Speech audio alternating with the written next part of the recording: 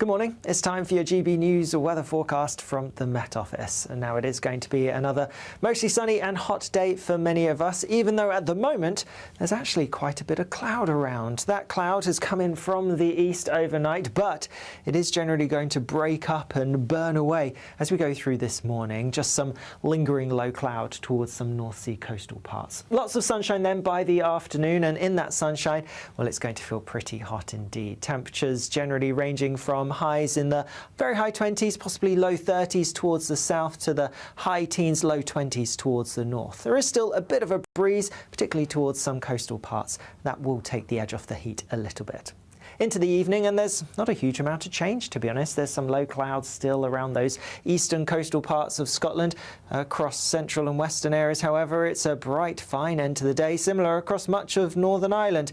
Again, still some cloud around those North Sea coastal parts of England, and that cloud is again going to start to push its way a bit further inland through the end of the evening and overnight. Most places, though, sticking with the largely clear skies for a little while yet. But yes, similar to last night, really, that cloud in the east is going to become more widespread, and there's also the potential for a bit of cloud to come into some southwestern parts, Devon and Cornwall, likely to see some cloud at times overnight, but it's going to stay dry. Temperatures holding up for most, so low to mid-teens, high teens in a fair few places, especially towards the south, so feeling pretty warm indeed, still quite uncomfortable for sleeping. Again, we're going to see most of that cloud that pushes in overnight burning away through tomorrow morning, still just lingering towards those eastern coastal parts for some. Otherwise, a bit of cloud here and there, could be quite high-level clouds, so maybe just turning the sunshine a bit hazy at times, but generally it's looking fine, sunny, and with that, temperatures similar to today, so a good chance of getting into the low 30s. See you later. Expect warm spells with the odd rude interruption. Boxed Boilers sponsors the weather on GB News. It's a great British giveaway Golden Summer Celebration. Your chance to win 2 fantastic prizes. There's an incredible £60,000 in tax-free cash. Plus, you'll also get your hands on a fine gold bar worth over £5,000. For a chance to win £60,000 in tax-free cash and a real gold bar, text GOLD to 63225. One entry costs £2.50 plus one standard network rate message. Or text BONUS to 63225. 5 entries cost £5 plus one standard network rate message. Go to gbnews.com/win. Entry start at £2.50. Call 0903 686 3232. Calls cost £2.50 plus your network access charge. Or post your name and number to GB22 PO Box 8690 Derby DE1 9TT. UK only. Entrance must be 18 or over. Lines close at 4 p.m. on the 21st of August. This is a network giveaway. Entries will be pulled. Please check the closing time if listening or watching on demand. Join me, Nana Akua, for an informative, interactive news programme with a difference. It's fun. No, he didn't say that, Dave. I'm so surprised. I think there's an element of truth to that. Join me from 3 p.m. every weekend, only on GB News, Britain's news channel. Hi, I'm Michelle Dewberry, and my show is your opportunity to cut through all the noise and dive in headfirst to some robust debates. Ideas clash. Situation, isn't it? Because the failure is you're deliberately avoiding my point. Nothing's held back. And if you think this is the end of it, wait for more. And we do not shy away from the difficult stuff. Sometimes I want to shake people and say, if only you understood. So join me on Jubes & Co weeknights at 6 p.m. only on GB News, Britain's news channel. Welcome to Free Speech Nation with me, Josh Howard. This is the show where each week we see what's happening in the world of culture, current affairs and politics. First we'll say, welcome to the UK. Oh, thank you. And we're not afraid to use our free speech so that you can use yours. It's not controversial in the slightest to anyone who hasn't lost their mind. Free Speech Nation, Sunday nights at 7 p.m. Only on GB News, the People's Channel, Britain's news channel. At GB News, we love to hear from you, our loyal community. So drop us a line at gbnews.com/yoursay. There you can talk to each other and also to the presenters live on air. gbnews.com/yoursay, because GB News is your channel, Britain's news channel.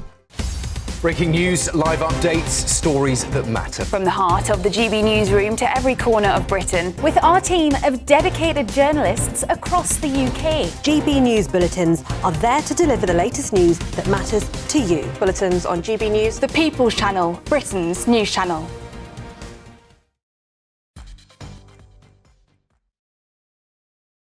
Exciting news. Every Friday, my Patrick Christie's Tonight Show is going to have a twist to it. We're welcoming some special guests. You.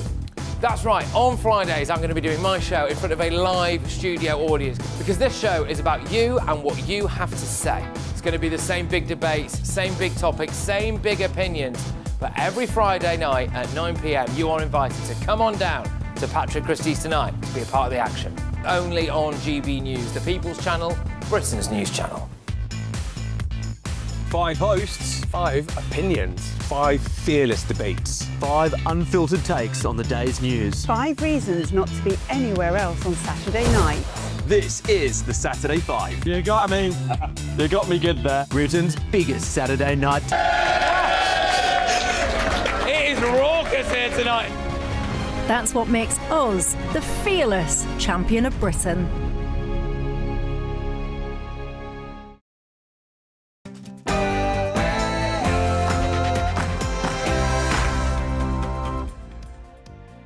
Good afternoon, Britain. It's 12 o'clock on Tuesday, the 14th of July. I'm Tom Harwood. And I'm Emily Carver. Well, police confirm Anne Widdecombe's killing is being treated as terrorism. Now the Home Secretary vows to review security measures for politicians. Always be vigilant to changing threats and respond. Security measures are kept under constant review to ensure MPs can carry out their duties safely. So I'm assuming we don't have a live tease now. Well, as far as this suspect is concerned, he has 2 weeks in which to be either interviewed or then eventually charged or released by the police. Well, this man should be deported. We do not believe he has any right to stay in the United Kingdom. Shabana Mahmood will close a legal loophole so the ringleader of the Rochdale grooming gang can be deported. But will Pakistan take Shabir Ahmed back? No, that's their answer so far. But Britain could do more to force him out. That's what opposition to the government are saying. We give Pakistan visas. We also give them plenty of foreign aid. Perhaps that could be a source of pressure to get them to agree to taking Shabir Ahmed. And last night, Andy Burnham voted in favour of the government's new asylum reforms, but now he faces a fresh challenge. Will he block the so-called Boris wave from getting indefinite leave to remain? We will drill, baby, drill. Has Ed Miliband taken some of the Trump notebook? Yes, he may want to be Chancellor so much he's reportedly signalled he's ready to U-turn on North Sea oil just to land that job. Elsewhere, Killjoy council chiefs have called for residents to rip down England bunting on the eve of the World Cup semi-final against Argentina. Make it make sense. And this year, 50 taxicabs will be taking veterans from London to the home counties to Worthing for a fish and chip lunch and entertainment in the Pavilion Theatre. Well, we are live in the Black Cab on the way to Worthing, to the seaside, to have some entertainment and some beautiful day out at the beach. And we're joined, of course, here in the cab with some veterans. Join us a little bit later on this hour. Yes, and Norway's Erling Haaland brought back a $750 stuffed raccoon holding a bottle of booze after losing against England. What's the strangest thing you've brought back from a holiday or indeed a sports tournament?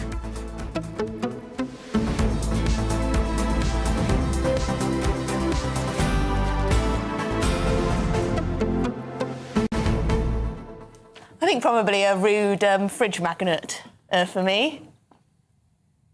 Knives. Knives? Knives. I was coming back from canoeing the lakes of Sweden once and accidentally had some like a hunting knife in my hand luggage, which I had to then embarrassingly take out of the hand luggage and leave in the country. Oh dear! It was too late to put in my hold. I wanted to mention this yesterday. I'm just rummaging around here because I brought back from holiday 2 broken rings. Oh, no. One broken engagement ring and one broken wedding band. Did your marriage to Patrick dissolve that quickly? No, we didn't decide to get a divorce. I'd like to make that very clear. No, we didn't. I got a wasp sting.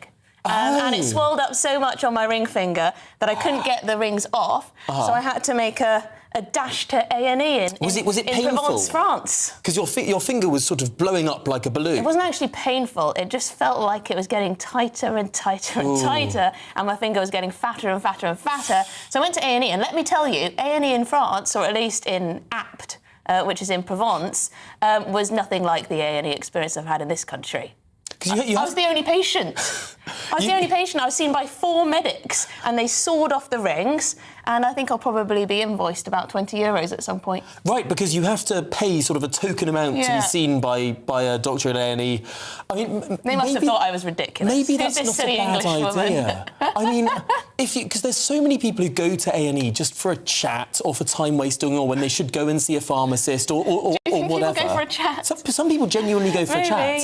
Yeah. And I think if you had to pay 10 quid, 20 quid to go to see go to the A&E, maybe with a discount for people on very low incomes, but if you had to pay just a nominal token fee, perhaps that would make people think twice about going. Also, you had to press the buzzer before they let you into the gates, and then you had to walk along to the actual entrance, so there was a lot of buffers.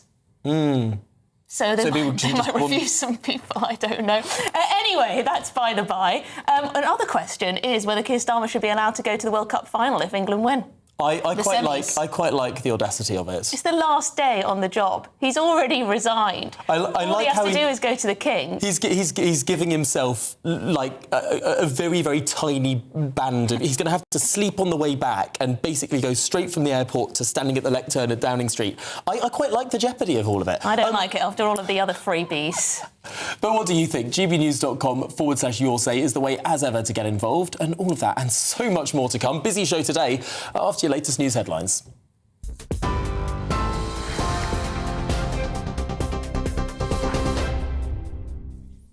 Thank you both. Very good afternoon to you. 5 minutes past 12. The top story. Shabana Mahmood says that the government will look at what security guidance can be given to politicians, including former MPs, after the killing of Anne Widdecombe.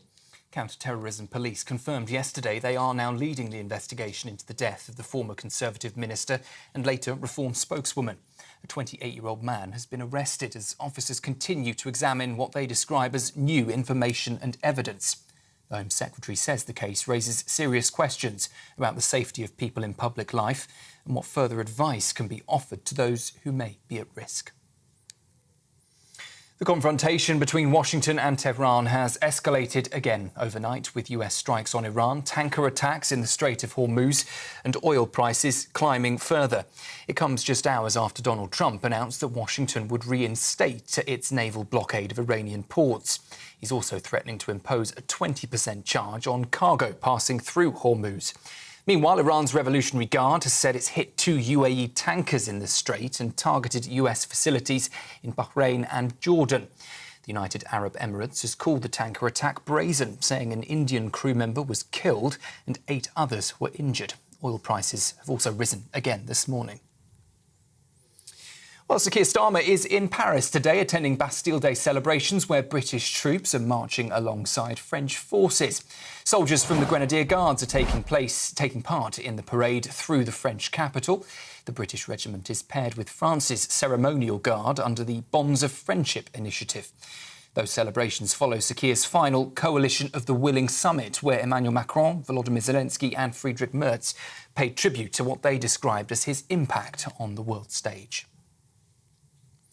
Here, the care regulator has said more than a third of adult social care provided by local authorities in England are rated as needing improvement. The regulator says 6 in 10 local authorities perform well despite major pressure, but 35% require improvement, 2% are inadequate, and just 3% came in as outstanding. The watchdog says people face very different experiences depending on where they live, including long waits for assessments, for services and equipment. It also found systemic weaknesses in safeguarding in some areas. The Hillsborough Bill returns to the House of Commons today, marking a major milestone for families and campaigners. The legislation follows decades of calls for stronger duties of transparency after the disaster. Government amendments being debated today focus on national security, and they would allow sensitive information to be shared securely with inquiries and investigations, but without compromising UK security. Rachel Reeves is set to use a major speech today to defend her economic record. That comes as Labour is preparing for the transition from Sir Keir Starmer to Andy Burnham. She's expected to tell business leaders that Britain's economy has beaten the odds and that the government has restored economic stability. Ms Reeves will also point to faster growth, to lower borrowing, rising investment, higher productivity and stronger wages. But the speech comes as official figures are expected to show that the economy stagnated again in May, with global turbulence and the Iran war weighing on growth. And pubs are expected to serve more than 64 million no and low alcohol beers this summer. That would be an increase of 8 million on last year, according to industry predictions. The British Beer and Pub Association says consumers drank around 200 million no and low alcohol beers last year. The trade body says that growth proves that the category has become a defining part of the pub sector. Those are the midday headlines. More news shortly. Now, though, it's back to Tom and Emily.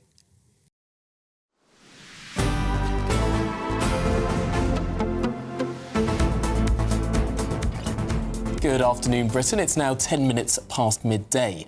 And counter-terrorism police are now leading the investigation into the murder of Anne Widdecombe after new information and evidence came to light. Yes, we know that a 28-year-old white British man was rearrested on suspicion of the commission, preparation or instigation of acts of terrorism. Well, GBNews Home and Security editor Mark White joins us now live from Devon. And Mark, a serious upgrade, frankly, in the veracity of this investigation.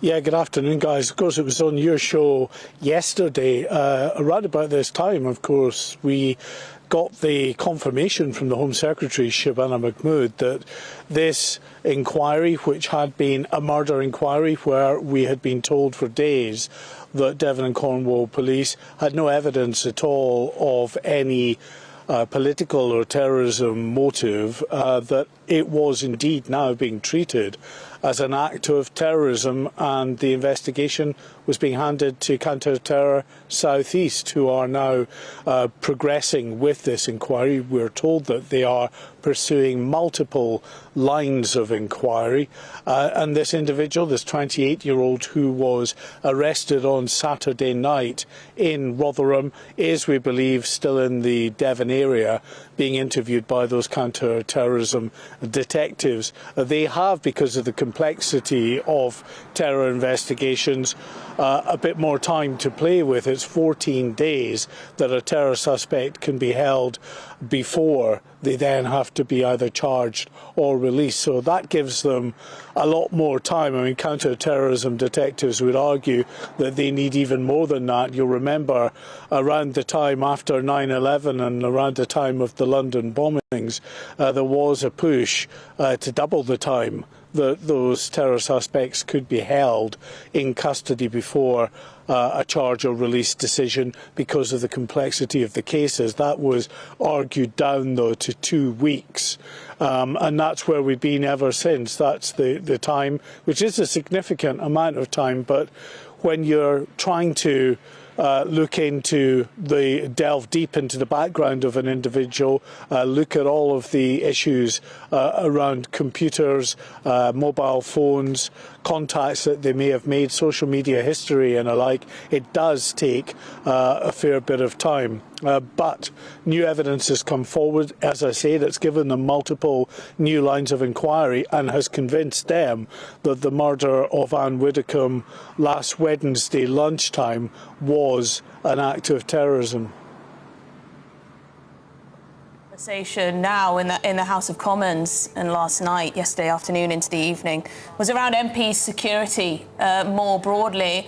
And also there was quite a lot of conversation about social media, about cracking down on what people are allowed to post. Of course, many MPs receive almost daily threats in one way or another.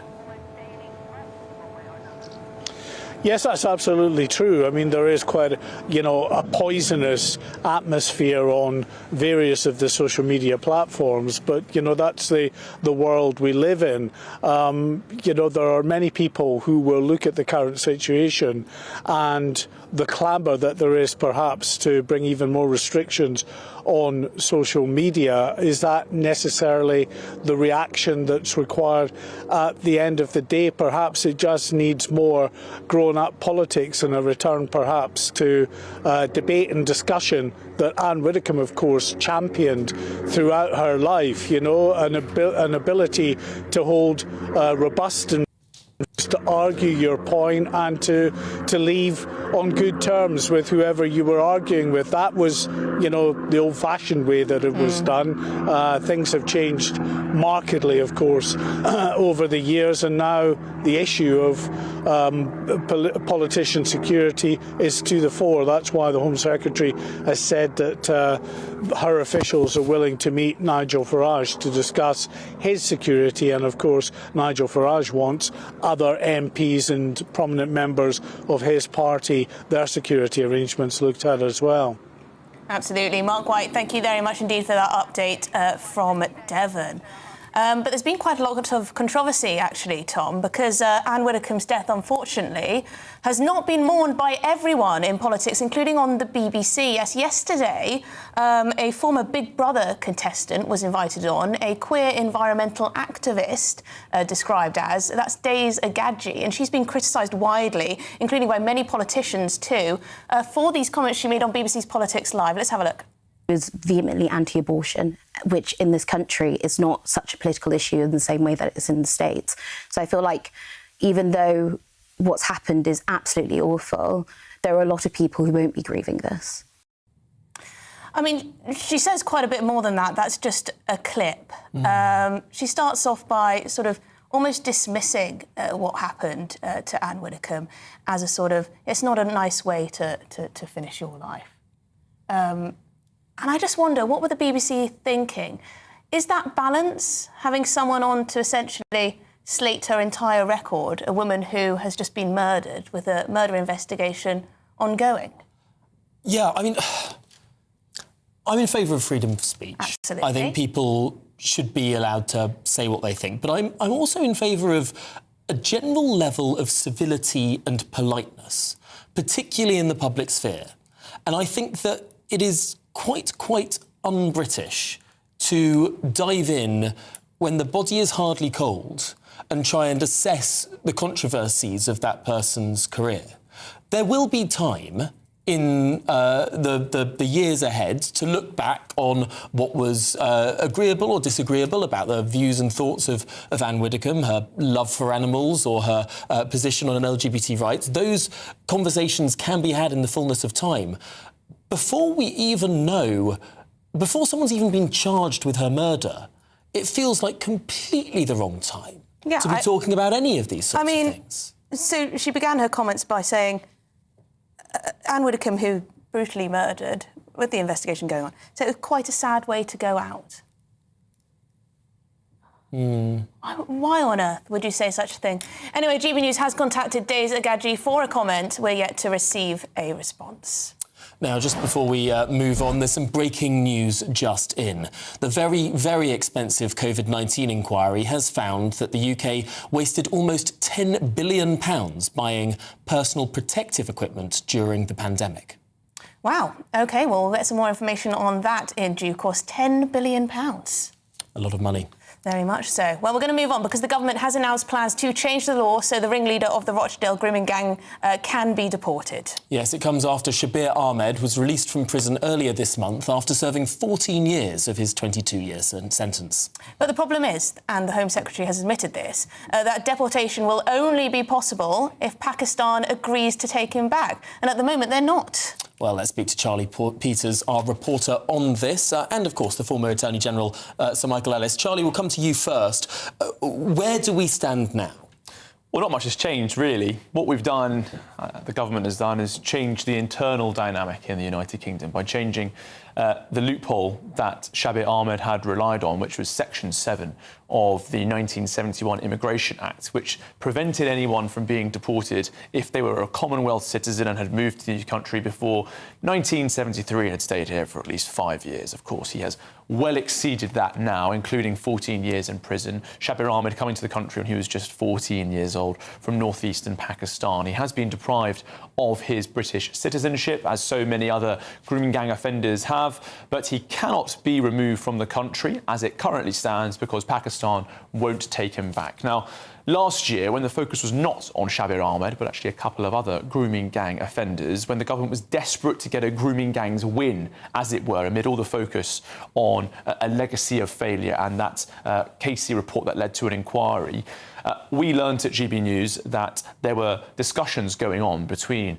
David Lammy and Hamish Falconer, Foreign Office ministers, and indeed their Pakistani counterparts in Islamabad, including face-to-face meetings in the country, where they did discuss the issue of deporting grooming gang offenders that Pakistan had not accepted.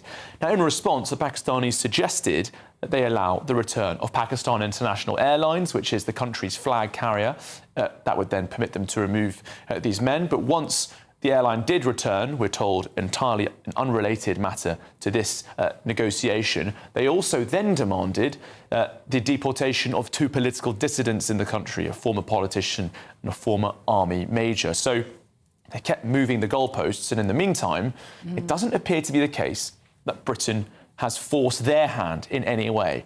Now, the Conservatives and Reform have both said that there are 2 key avenues and 2 weapons that the government can fire to force their hand. One is visas. Pakistan is a major benefactor and recipient of work-related visas, family visas, study visas, and of course visitation as well, and also foreign aid, hundreds of millions a year, has been received by the Pakistanis. Even though there has been a cut, that's still quite a significant chunk. The government won't say if they are willing to use either of those opportunities for leverage to get Shabir Ahmed out of the country. What we're hearing from the Pakistanis at the moment, they are describing attempts to remove him as colonial. But of course, the victims and indeed the general public want this to happen.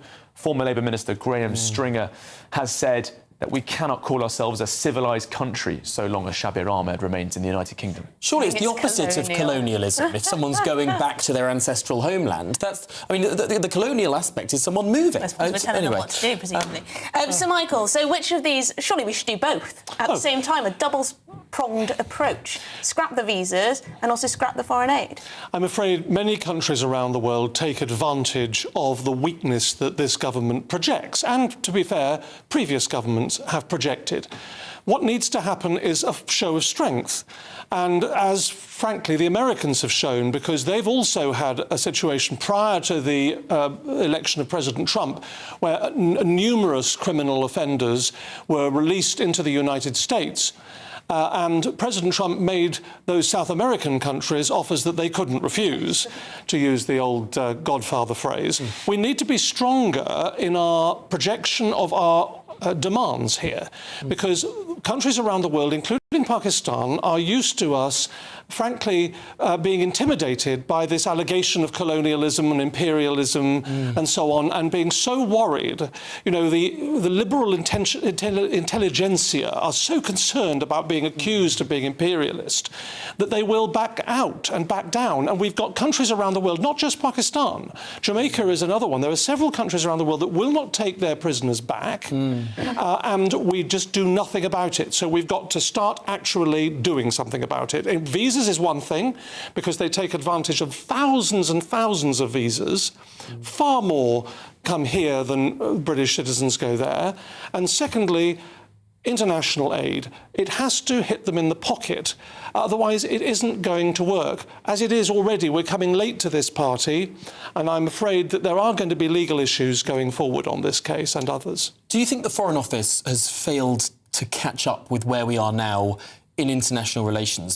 This shift, really in the last 5 years or so, from a soft power world to a hard power world. We've always referred to the United Kingdom as a soft power superpower, and sort of gently, here we go. And yet now it's hard power, it's military might, it's threats, it's sanctions, it's trade. All of these things are now being wielded by the world's sole superpower, and frankly have been wielded by some of the second-rate powers for some time. Do we need to get real now? We do, now Tom. We absolutely do. And yes, Britain often ranks number 1 or 2 in soft power. Soft power is the projection of a positive image, its cultural strength, its music industry, our sports and so on. And yes, that has an important part to play.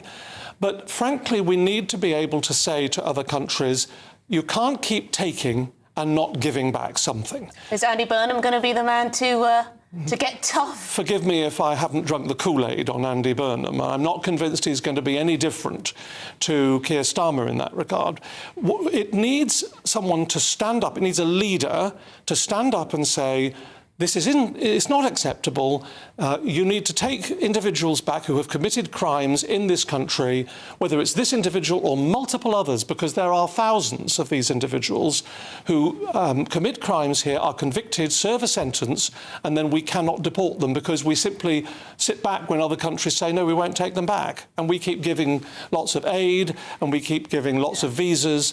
It just isn't working. Every other country in the world acts on their national interest. Why do we always have to, think about everyone else first, it seems? I think it's international obligation. I think it's important to point out that Shabana Mahmood actually did use the Nationality and Borders Act powers that the Tories introduced, but actually did never use in 2021.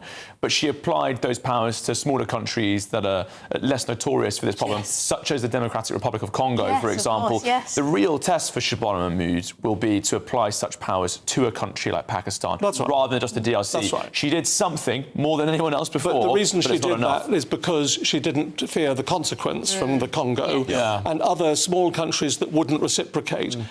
To show strength, she needs to stand up to countries like Pakistan, who are, of course, fighting this through the airwaves as well as everything else, and actually show real strength that way. It's very easy to show strength against a country that isn't going to do anything. And, of course, there's a huge Pakistani population in this country, which perhaps complicates that further. Massively. Anyway, thank you very much to Michael Ellis and Charlie Peters. This is Good Afternoon Britain on GB News. Lots more coming up.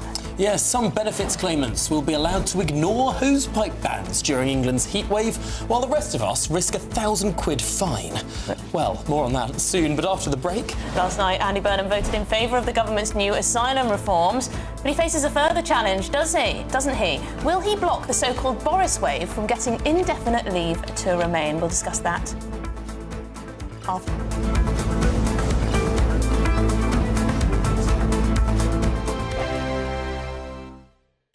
Exciting news. Every Friday, my Patrick Christie's Tonight Show is going to have a twist to it. We're welcoming some special guests. You. That's right, on Fridays I'm going to be doing my show in front of a live studio audience because this show is about you and what you have to say. It's going to be the same big debates, same big topics, same big opinions, but every Friday night at 9 p.m. you are invited to come on down to Patrick Christie's Tonight to be a part of the action. Only on GB News, the People's Channel, Britain's news channel. Welcome to Free Speech Nation with me, Josh Harwood. This is the show where each week we see what's happening in the world of culture, current affairs and politics. First we'll say, welcome to the UK. Oh, thank you. And we're not afraid to use our free speech so that you can use yours. It's not controversial in the slightest to anyone who hasn't lost their mind. Free Speech Nation, Sunday nights at 7 p.m. Only on GB News, the People's Channel, Britain's news channel. You want to know what's really going on in the corridors of power? Labour don't know what to do with you half the time, and that makes you quite lethal in the chamber. Get behind the headlines with Chopper's Political Podcast. Join me, Christopher Hope, as I sit down with the great and the good of British politics. We'll see where this ruling takes us. These are the stories shaping our nation. Chopper's Political Podcast, available now on all platforms. Listen in and stay ahead. Hi, I'm Michelle Dewberry and my show is your opportunity to cut through all the noise and dive in headfirst to some robust debates. Ideas clash. Situation, isn't it? No, because the failure is you're deliberately avoiding my point. Nothing's held back. And if you think this is the end of it, wait for more. And we do not shy away from the difficult stuff. Sometimes I want to shake people and say, if only you understood. So join me on Jubes and Co weeknights at 6 p.m. only on GB News, Britain's news channel.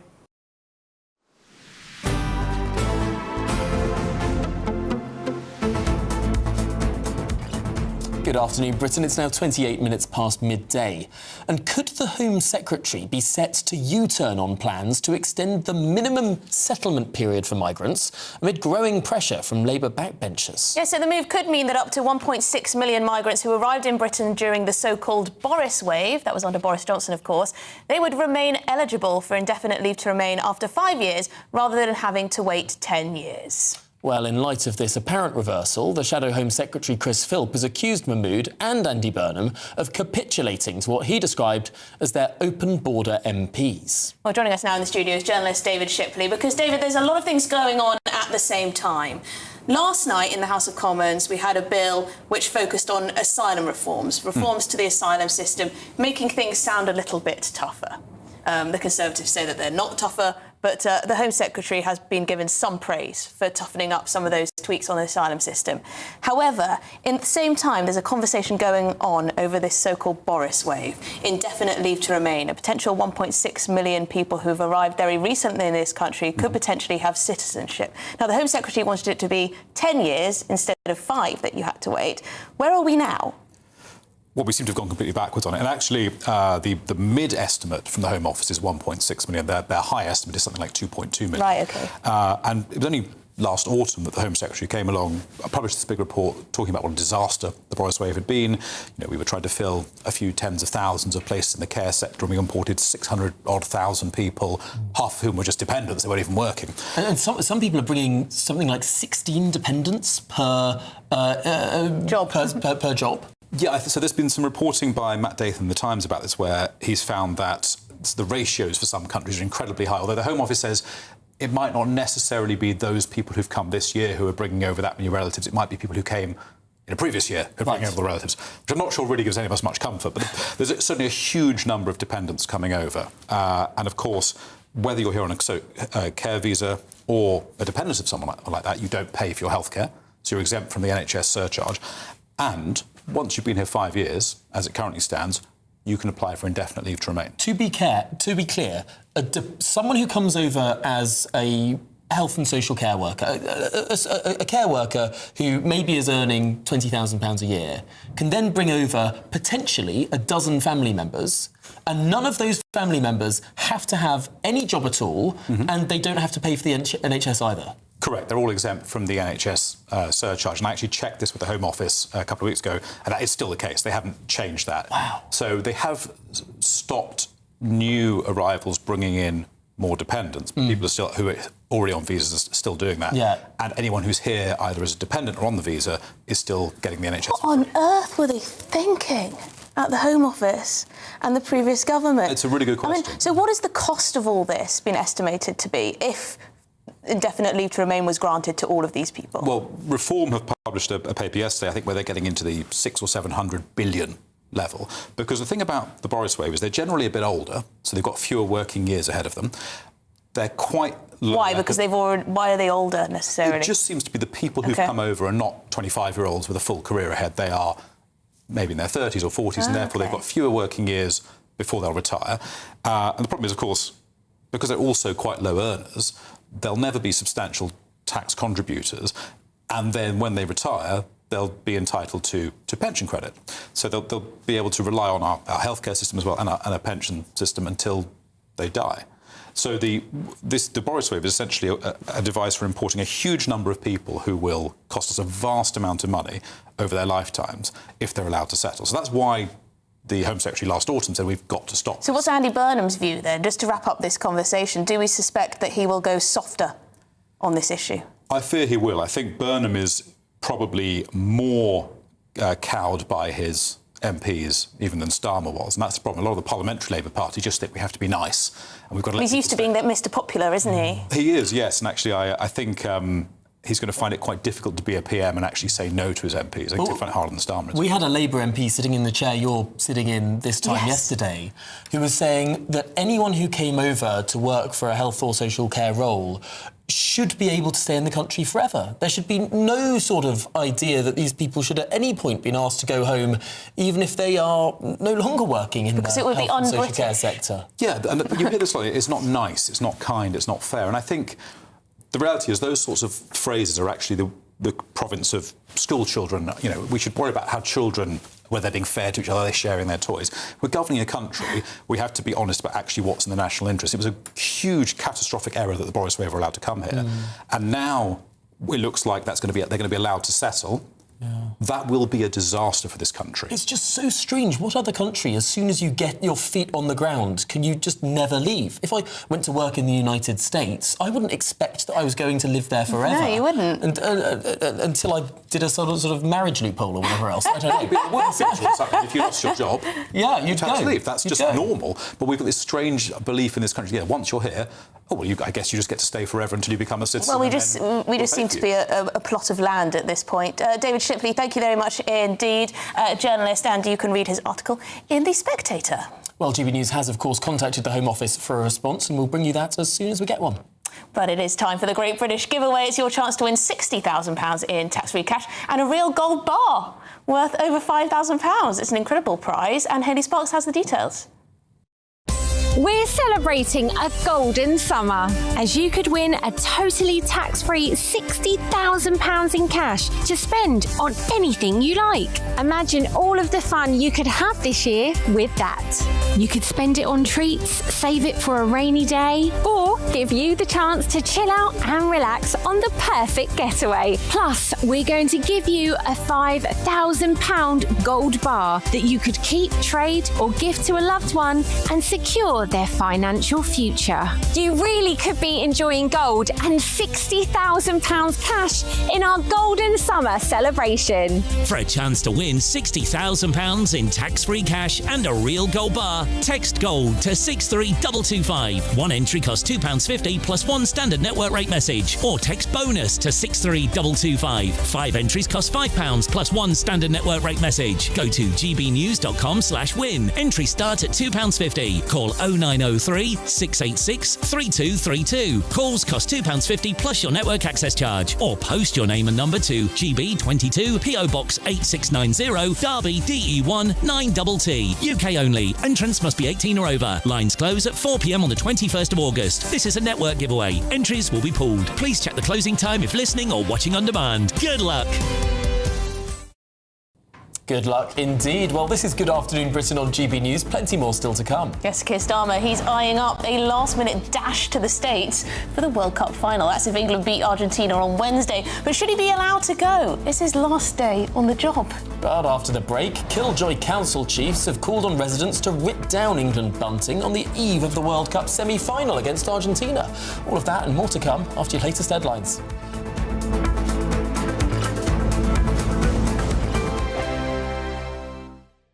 Hello again, very good day to you. I'm here with your GB News weather forecast from the Met Office. Through the rest of today, any of that low cloud that's been around this morning, that's going to burn away, leaving lots of hot, sunny weather around for many of us, all due to high pressure sitting just to the north of the UK. This high is bringing a bit of an easterly flow in from the North Sea, which means some North Sea coastal parts will have low cloud lingering here, and there will be a bit of a breeze around, which will take the edge of those high temperatures. But with all that sunshine around, temperatures are going to rise. They're still way above average. We're looking at temperatures peaking in the low 30s for the 10th day running across some southern areas. Further north and east, a little bit fresher, more comfortable around those North Sea coastal parts with that cloud and that breeze. Into this evening, and well, it's a fine end to the day across much of Scotland. Still just a bit of cloud affecting, well, the Northern Isles and also some eastern coastal parts, but most places having lots of sunshine through the evening. A similar story across Northern Ireland and the bulk of England and Wales, always just down those eastern coastal parts where there will be a bit more cloud. A bit of cloud across parts of South Wales and maybe southern England, and also across the southwest. Watch out. There's potentially going to be 1 or 2 showers developing. They could be a bit on the heavy side, but only a small chance of that actually occurring. Overnight, similar to last night, we will see that low cloud in the east spreading a bit further inland, pushing further west and southwestwards, but southern and western areas staying with the clear skies, and it is going to be another warm night. Temperatures for many holding up in the mid to high teens Celsius. Some parts of Scotland, though, could drop into single figures. And then, in many respects, tomorrow is looking very similar to today, really. Any low cloud for most of us will burn away, turning largely sunny by the afternoon. Just some of that low cloud lingering around North Sea coastal parts. Otherwise, yes, it is going to be hot once again. Temperatures getting into the low 30s towards the south, a fair few degrees fresher than this towards the north and east. Thank you, Britain, for making GB News Radio such a huge success. Whether you're in the car, on the go, or listening at home, thank you for choosing us as your radio station.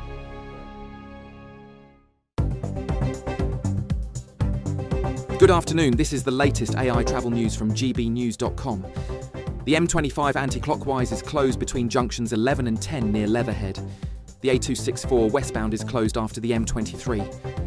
There is an incident on the M6 northbound between junctions 25 and 26 near Wigan, causing closure. The M6 northbound between junctions 13 and 14 near Stafford has an obstruction reported. In Scotland, the A977 is closed both directions between Kilbaggy roundabout and Ferrygate due to planned roadworks. And on the trains, Avanti West Coast has no trains running between Chester and Crewe. For more travel news, go to gbnews.com.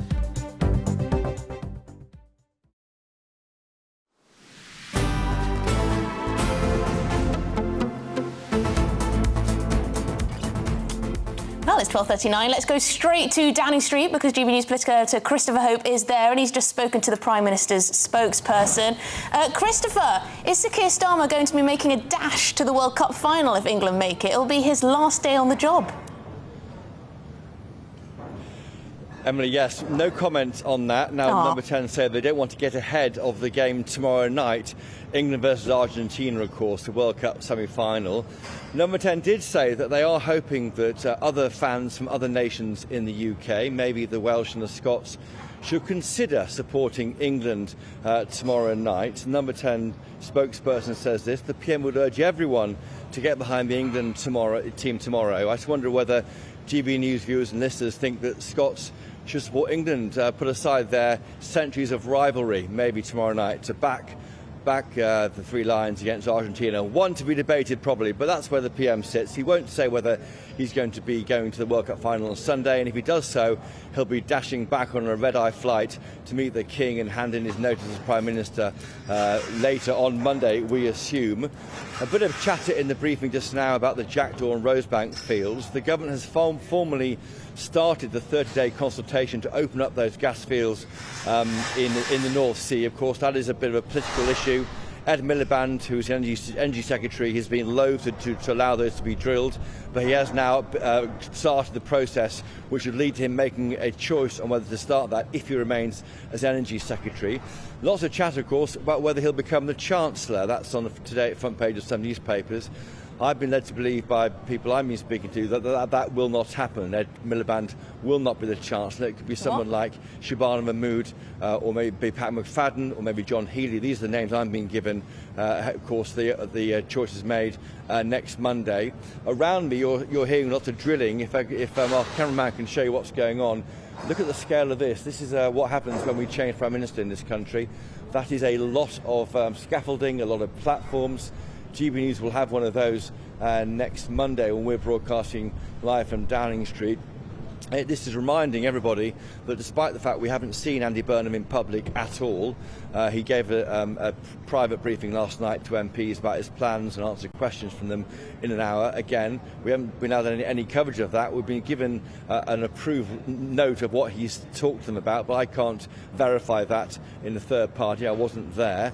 He will be speaking today, the first time in the House of Commons, around 6 p.m. about the Hillsborough law being passed. And that's the first time we'll hear him speak in the House of Commons. So it is worth reminding viewers and listeners, Tom and Emily, that while all this is going on, we are changing Prime Minister, yet we have very, very little idea of what his plans are from the country. He takes over on Monday. Well, it's a huge, huge question mark. Christopher, it's lovely to see all those England flags on Downing Street. I don't think I've seen quite as many England flags. Is there a chance that you could zoom out and show us the building? Of course, we'll do it now for you. Oh, so wow! Here, these went up in the round of 32. It's nice to see that the council chiefs in this area. Even the flag on top of number 10 Downing Street, they've taken down the Ukrainian flag and erected the St George's flag. So you're seeing it here. It's a pretty impressive display, and all these flags went up after the round of 32. I think lots of GB News viewers and listeners are getting involved in doing the same thing. I should say that there was no briefing today on the Cabinet. The Cabinet is meeting tomorrow morning, just before 9 o'clock. We expect the final Cabinet of Keir Starmer's time in office. I asked, is Andy Burnham going? You might expect if you're handing over to a new boss, then the old boss comes in and sits at the back and makes notes. No, he's not going, because we're told Andy Burnham is not a Cabinet Minister. So that's how we do our politics here. Even though we know who the next Prime Minister is, even though he's from the same political party, even though he takes over on Monday, he's not invited to tomorrow morning's Cabinet. Oh, interesting. Perhaps some still rivalry there between the outgoing and incoming Prime Minister. Fascinating that the Prime Minister needs to tell people in other parts of the country to support England. I mean, ordinarily, I'd think that, OK, there's a bit of harmless rivalry, whatever. But I've seen some Scottish nationalists sort of replacing the saltire with the Argentinian flag. The National, that newspaper, has become very, very pro-Argentinian in the last couple of days. And the striking thing there is that the Falkland Islands was a national battle. The Falkland Islands saw Argentinian troops killing not just English people, but Welsh people and Scots. Dozens of Scots died protecting the Falkland Islands. The Falkland Islands were named after Viscount Falkland, which is a Scottish peerage. The idea that Scottish nationalists think it's the proud Scottish thing to do to cheer on a country that is responsible for maiming, harming and killing their own countrymen for a piece of territory named after a Scot... But the hatred of the English is deep. It runs deep. I've got some Scottish relatives who would probably rather support France than England. Oh, France, I can understand. I can understand that. But not Argentina. We've been allies, at least in the recent history. They want us to lose. And also, it's the old alliance. Scotland and France have always had a sort of kinship. I just can't see any excuse for anyone supporting Argentina. We have a lot of Scottish viewers, though, who will absolutely support England. I know you're out there. This is Good Afternoon Britain on GB News. Lots more coming up on today's show. Yes, Killjoy Council chiefs have called for residents to rip down England bunting on the eve of the World Cup semi-final against Argentina. But yes, in the meantime, if you're looking at a trip abroad, here's the weather forecast. Ready to soak up that holiday sunshine? Won't we need some cover? No worries. All sorted. All Clear Travel Insurance sponsors GB News Travel Destinations Forecast. Whilst we've been talking about heat across the UK for a while, we've been talking about heat across parts of Europe for even longer, and the exceptionally hot spell does look set to continue. It's more across parts of France, but also pushing into eastern Spain, where we're seeing the very high temperatures compared to average. But even further south, well, here it is pretty hot, and temperatures for parts of Italy getting into the high 30s or low 40s. With all that, lots of sunshine, but do watch out for a bit of showery rain. Bye-bye. All Clear Travel Insurance sponsors GB News Travel Destinations Forecast.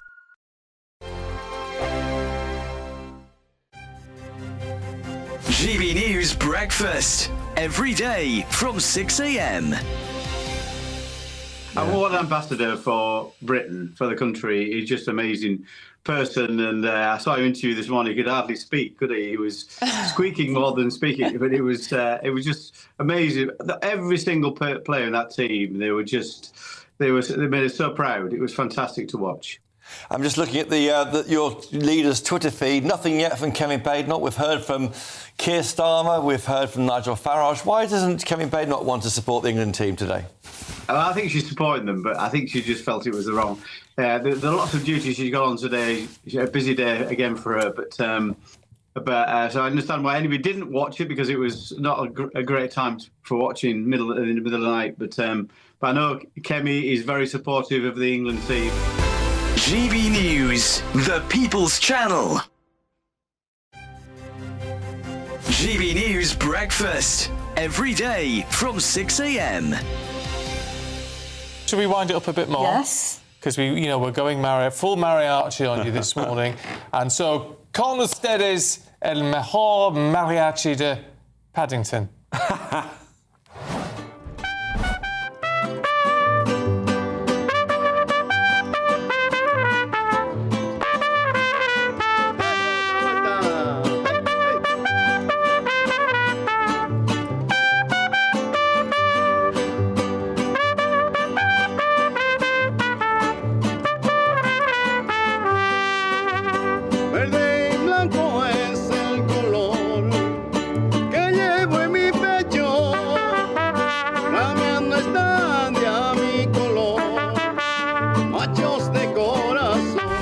GB News, the People's Channel.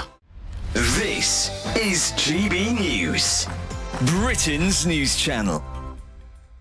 She's a Russian blue. What makes Denka such a good pet?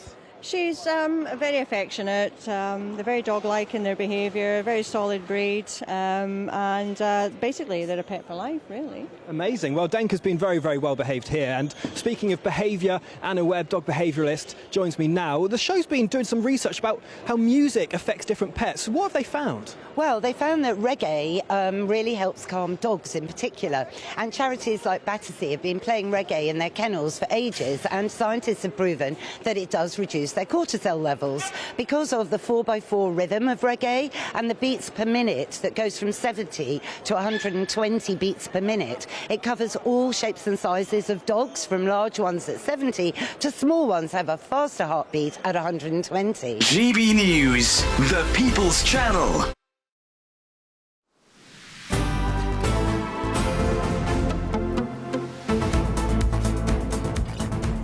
Good afternoon, Britain. It's coming up to 10-1. Now, England may be gripped by World Cup fever ahead of tomorrow's semi-final against Argentina, but one council seems to be playing killjoy. Yes, the bureaucrats of Cheshire West. That council have given England flags the red card and want householders in Church Road, Northwich, to take down their England flags, leaving some local residents absolutely gobsmacked. Well, we're joined now by our national reporter, Sophie Reaper, to try and shed some light on this astonishing goings-on. Sophie, what's happening?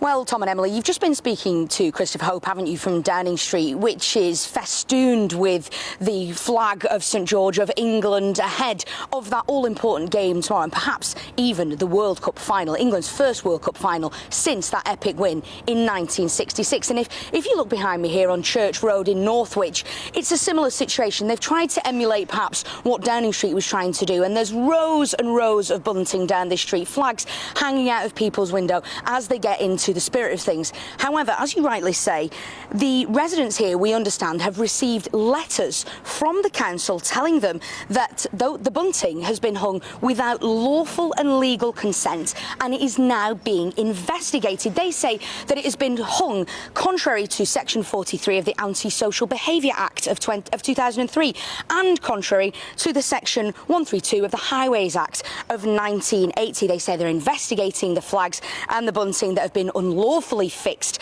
to lampposts belonging to the Highways Department. Now, they take no issue with flags hanging out of people's windows. It's the bunting that is being hung from these lampposts that they take issue with, and they've told residents they need to take down. Now, GB News has spoken to Cheshire West and Cheshire Council, and this is what they had to say. They say flags are an important symbol of national identity, unity and respect. Cheshire West and Cheshire Council operate a clear and established flag flying protocol to maintain the value that flag flying represents. However, the council flies flags from official flagpoles at key civic locations, including Chester Town Hall, HQ, Blacon Crematorium, Ellesmere Port Civic Way, the Postal Office, Winsford Wyvern House, and sites in Northwick. The list goes on. However, the unauthorised fixing of flags to streetlights, road signs, or other highway infrastructure is unlawful and unacceptable. They've actually said there have been some incidents, some health and safety related incidents as a result of bunting being hung unlawfully. So, whilst the rest of the country gears up for that Argentina game tomorrow, perhaps one of the biggest games in England's footballing history, the residents here on this road have been told that they should perhaps calm down and take down the bunting to support England. Gosh, it just seems so petty, doesn't it? Yeah. On the eve of the World Cup semi-final, where England are battling Argentina, to say, oh, you can't hang that bunting from the lamppost. Little leeway.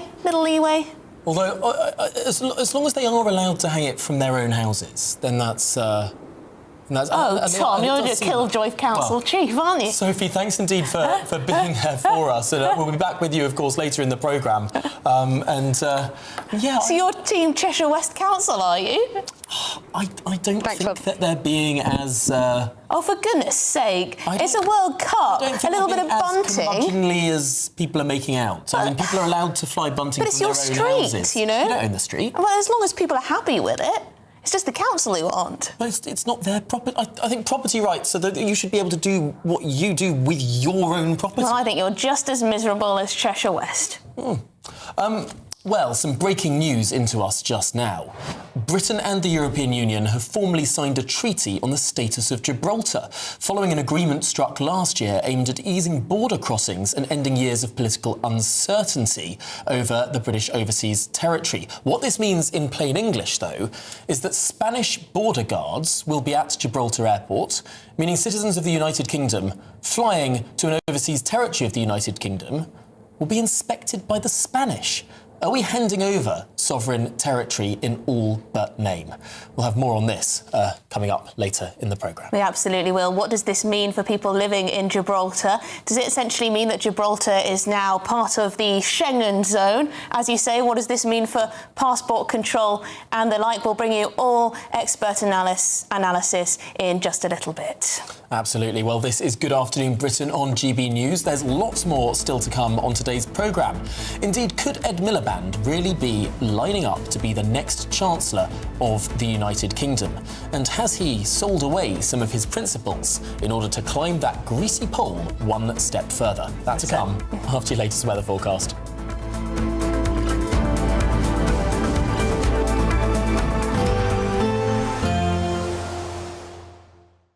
Expect warm spells with the odd rude interruption. Box Boilers sponsors the weather on GB News. Hello, very good afternoon to you. I'm here with your GB News weather update from the Met Office. Now, it has been hot, sunny and dry for quite a while now, and this week's not going to bring much of a relief to that. With high pressure sitting just to the north of the UK, there is more dry weather to come and lots of sunshine as well. There has been a fair amount of cloud around North Sea coastal parts through today, and actually through the end of the day and overnight, that low cloud in the northeast is going to spread further west and southwestwards, like it did last night. Western and southern parts will stay with the clear skies, and for most of us it is going to be another warm night. Temperatures holding up in the mid to high teens Celsius for many, but perhaps across some parts of Scotland we could see temperatures just about dropping into single digits, so a bit fresher, a bit more comfortable perhaps. Many of you would agree. First thing tomorrow morning, it's a bit of a cloudy start across the Northern Isles and down the eastern coastal parts of Scotland. Central and western areas having a much sunnier start here. Similarly sunny across much of Northern Ireland, and for England and Wales, yes, there will be some low cloud to start off with across central and some eastern areas, but through the morning that is largely going to burn away and break up and retreat back to those North Sea coastal areas. So similar to today really, it's going to be those North Sea coastal parts where it stays quite cloudy, fresher, more comfortable with a bit of a breeze coming in from the North Sea, but elsewhere by the afternoon lots of sunshine, and with that sunshine watch out for some very high UV levels and those temperatures rising again, getting into the low 30s, quite likely across southern parts, a bit fresher than this towards the north and east, especially where we have that cloud lingering. Through the end of the day, similar to today really, staying sunny for many places, but starting to see that low cloud pushing in again into more inland areas overnight and into Thursday. Thursday's then looking like another largely sunny day, as is Friday and Saturday, but temperatures are going to drop ever so slightly. Expect warm spells with the odd rude interruption. Box Boilers sponsors the weather on GB News. We're celebrating a golden summer with a terrific two-part Great British giveaway. First, you could win a sensational £60,000 in tax-free cash. And that's not all, as you'll also win our most precious prize to date, a fine gold bar worth over £5,000. For a chance to win, text GOLD to 63225. One entry costs £2.50 plus one standard network rate message. Or text BONUS to 63225. 5 entries cost £5 plus one standard network rate message. Go to gbnews.com/win. Entry start at £2.50. Call 0903 686 3232. Calls cost £2.50 plus your network access charge. Or post your name and number to GB22 PO Box 8690 Derby DE1 9TT. UK only. Entrance must be 18 or over. Lines close at 4 p.m. on the 21st of August. This is a network giveaway. Entries will be pulled. Please check the closing time if listening or watching on demand. Good luck. Bold. They are under no illusion. Ray. Are you a human trafficker? Boundless. I've had enough of the nonsense, and I'm not afraid to say it. Don't get this on the BBC. Every weeknight, I tear through the headlines. The smell of gasoline. Should we be worried about it? From Westminster madness to cultural war chaos. What I'm going to do now is they are throwing things out the car as we speak. Get ready, Britain. Here we go. Patrick Christie tonight, weeknights from 9 p.m. only on GB News, Britain's news channel. I've been in Westminster for a long time, but I know that though power may be here, its effect on people's lives is across the whole of the country. We may be where rules are made, but it's where they're implemented that matters. Join me, Jacob Rees-Mogg, for forthright and frank discussion on where Britain has come from, where it's going, and where it will end up. That's State of the Nation, Monday to Thursday, 8 to 9 o'clock. Vox Populi, Vox Dei. From cold mornings to warm family brunches, from football to tennis, in the car, in the kitchen. GB News Breakfast is there. With the stories you need and the conversations that matter. Anyway, let's talk business. Well, it has been a historic night in British politics. It's astonishing, isn't it? We're here again to start your day just right. GB News Breakfast. Every morning from 6 a.m. Only on GB News. Britain's news channel.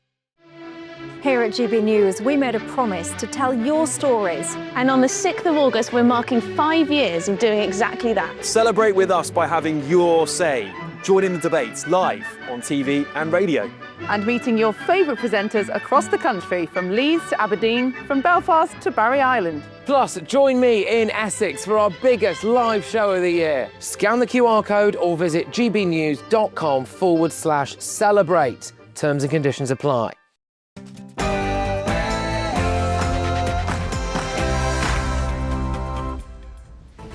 Good afternoon, Britain. It's 1 o'clock on Tuesday, the 14th of July. I'm Emily Carver. And I'm Tom Harwood. Now, controversial Gibraltar Treaty signed. Yes, Britain and the European Union have formally signed a treaty ending political uncertainty over the British overseas territory. But does it hand away too much British sovereignty? Yeah, that's the question. Elsewhere, police confirm Anne Widdecombe's killing is being treated as terrorism. And now the Home Secretary vows to review security measures for all politicians. Always be vigilant to changing threats and respond. Security measures are kept under constant review to ensure MPs can carry out their duties safely. Well, Devon and Cornwall detectives have now formally handed over this investigation to their counter-terrorism counterparts, and they have begun interviewing this suspect at a police station in Devon. Well, this man should be deported. We do not believe he has any right to stay in the United Kingdom. Shabana Mahmood will close a legal loophole so that the ringleader of the Rochdale grooming gang can legally be deported. But now the question becomes, will Pakistan take Shabir Ahmed back? We will drill, baby, drill. Yes, well, Ed Miliband now wants to be Chancellor so much that he has reportedly signalled he's ready to U-turn on North Sea oil just to land the job. And Sir Keir Starmer is urging everyone in the country to get behind England in the World Cup, including the Welsh and the Scots. Should all of Britain get behind those three lions? That's right, here in Downing Street. The flags are out for tomorrow. The PM says Scots and Welsh, I mean even Northern Irish, should be supporting England. But will they? It is a stark fact that of the approximately £15 billion spent on PPE, nearly two-thirds, almost £10 billion, was... Yes, and we find out today that £10 billion of waste has been wasted on COVID PPE. An inquiry has found that COVID PPE procurement saw vast waste. And a new study shows women aren't any better than men at multitasking. But it does appear that they are, because men lack one key skill.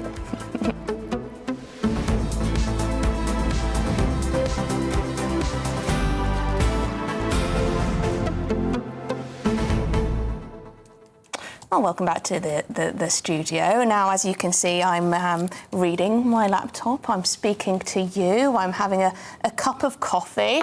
Tom, it's your turn. Tom. What? Tom, can you not multitask? Sorry, I was typing, so I couldn't hear you then. Yeah, but this is the problem. This is the problem. Apparently men and women are both just as capable of multitasking, but men shut off their ears when they're doing so. So essentially men are just ruder as they multitask. Not intentionally, though, because when you came into the morning meeting this morning and were sort of explaining this, I was like, absolutely, that just describes me to an absolute T. No, you didn't. You said, sorry, what? Yeah, that's fair enough. You said, were you talking to me? And then it's in one ear, out the other. But here's the thing. If I'm reading or typing or doing something, I feel like someone can be talking at me and I genuinely won't hear them.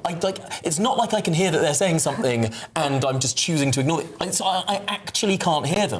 Which apparently is something quite common for men, that, like, hearing just switches off. Yeah, well, you know, when you're doing one this task. conversation, it actually doesn't work, if I'm honest, with me, because I'm very guilty of the same thing. If I'm reading something on my phone, for example, at home, Patrick will try and talk to me about something, and he'll start saying things that are more and more crazy to get my attention, because I just literally have such selective hearing that I don't listen. So then he says something like, I murdered a cat, and then suddenly my ears will prick up. But anyway, the BBC's annual report has just dropped. Now, this is the report that tells us all the information about the BBC licence fee. It tells us who the biggest earners are. Yeah, and the biggest earners, well, they do earn quite a lot of money, don't they? Well, yes, Scott Mills, so he's the former Radio 2 presenter.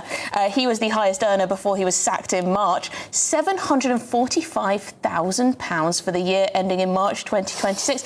That is quite incredible. $750,000. Not bad for a year's work, is it? No, not bad at all. Of course, Gary Lineker, who's also left, he was earning between $325,000 and $330,000. But key is also the information about the BBC licence fee. It's fallen by more than 500,000, the number of people paying that licence fee. And yet, despite that, there are big pay rises for Naga Manchetti, Justin Webb, Laura Kunsberg, Vernon Kay, Stephen Nolan, Greg James and Scott Mills, all getting more money this year than last year. What are they going to do about this? Losing 500,000 people paying the TV licence fee in just 1 year?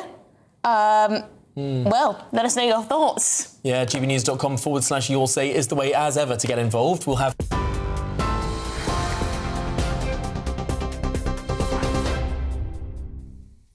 Very good afternoon to you. At the lunchtime headlines, the top story, the COVID inquiry has delivered a damning verdict on pandemic PPE buying, finding almost £10 billion was wasted, while bereaved families say that key questions are still being held back. It says the controversial VIP lane for procurement contracts was misguided and unfair after some suppliers were given privileged access during the emergency. Bereaved families say they now fear a whitewash because the report will not include findings on PPE MedPro, while a National Crime Agency investigation remains ongoing. That company, linked to Conservative peer Baroness Michelle Mone through her husband Doug Barrowman, was awarded contracts worth more than £200 million. Both deny, though, wrongdoing, and no criminal charges have been brought. Well, Scott Mills has topped the BBC's latest pay list before his exit earlier this year, as the corporation's annual report also shows another sharp fall in TV licence numbers. The 53-year-old was paid around £745,000 for hosting the Radio 2 breakfast show and other BBC work. Mr Mills left in March, though, after it emerged he had been accused of historical sexual offences. He cooperated with the police investigation and was not charged.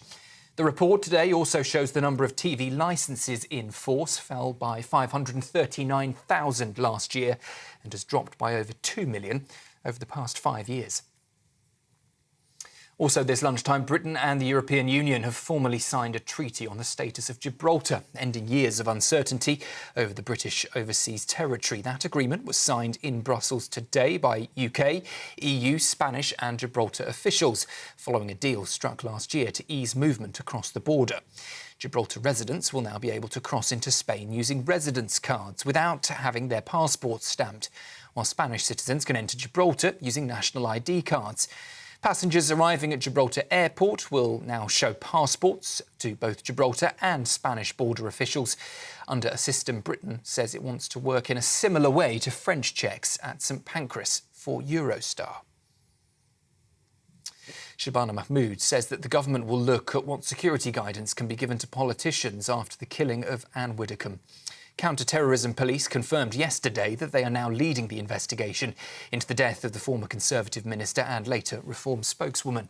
A 28-year-old man has been arrested as officers continue to examine what they describe as new information and evidence. The Home Secretary says the case raises questions about the safety of people in public life and what further advice can be offered to those who may be at risk. International airlines have been told to stop operating in the airspace of Bahrain, Qatar, the UAE, as US and Iran exchange fresh attacks. The warning also covers the waters of the Gulf of Oman, amid growing fears over the safety of commercial routes across the region. The United States carried out fresh attacks on Iran overnight, just hours after President Trump had announced that Washington would reinstate its naval blockade. Iran, meanwhile, says it's been hitting tankers in the Strait of Hormuz and other targets in Bahrain, a key US ally. And here, the care regulator has said that more than a third of adult social care provided by local authorities in England are rated as needing improvement. The regulator says 6 in 10 local authorities perform well despite major pressure. But 35% require improvement, 2% are inadequate, and just 3% came in as outstanding. The watchdog says people face very different experiences depending on where they live, including long waits for assessments for services and equipment. It also found systemic weaknesses in safeguarding in some areas and says that strong leadership makes the biggest difference to people's care. That is the lunchtime news on GB News. More now with Tom and Emily.